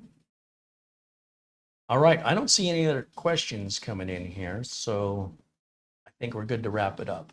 So thank you again for watching. Thanks to all my friends in blue for helping keep it civil in the live chat. Sometimes we get people in here that act immaturely, and it's an unnecessary disruption. Didn't happen to me today because of my friends in blue making sure that people are being respectful. I appreciate that very much. And to all those people with the gold badges next to their names, those are all members of the channel that help support us and keep us sponsor free. Thank you guys for that. In the video description below this video are all the links for everything I talked about today, including pre-ordering a Synology if you want to, or going to the website to learn more and what other options are out there. Also a list of software and services that I recommend, just a few. And what else? Thank you to Camera Girl for today's thumbnail. She did a great job on the thumbnail, didn't she? And yeah, we will look towards using this NAS for use case scenarios. So if you're curious about how to set up the NAS to do a certain function and you want to put in a request for me to make that video, if I get enough requests, I'll take them. You can leave your comment in the comment section below the video. Any unanswered questions, leave them in the comment section. I'll do my best to respond if it's a question I can answer. And yeah, we'll follow up with another review as we go a little bit more in depth beyond the introduction into some of the other ways you can use a NAS. And, instead of talking about it, actually show it. That'll wrap it up for me for today. Thanks again for everybody joining us. And if you're new here, we hope you'll consider joining us regularly. We'd love to have you part of our community. Thank you for watching. Have a safe weekend. Enjoy the rest of your Friday. I'll see you all very, very soon. Every Monday, as a reminder, we do a video live at 1 p.m. Pacific time, specifically for members only. Those people with the badges next to their names are the only ones that can watch that video or participate in that chat. It never becomes public. It's always just a private members only club there. You're always welcome to join. We're happy to have more. And those are reserved for Monday live shows at 1 o'clock. I will make videos throughout the week as time permits. The only scheduled shows every week are the members only Mondays at 1 and our Friday live shows also at 1 p.m. Pacific time. Anything that airs any other day of the week is just as time permits because I work as a computer technician in real life and I'm trying to balance 2 different jobs. So sometimes business is slow, I can do more YouTube videos, and other times the opposite. So it's a little bit chaotic in that way. Thank you so much for hanging out. We'll see you all very, very soon. And until next time, bye for now.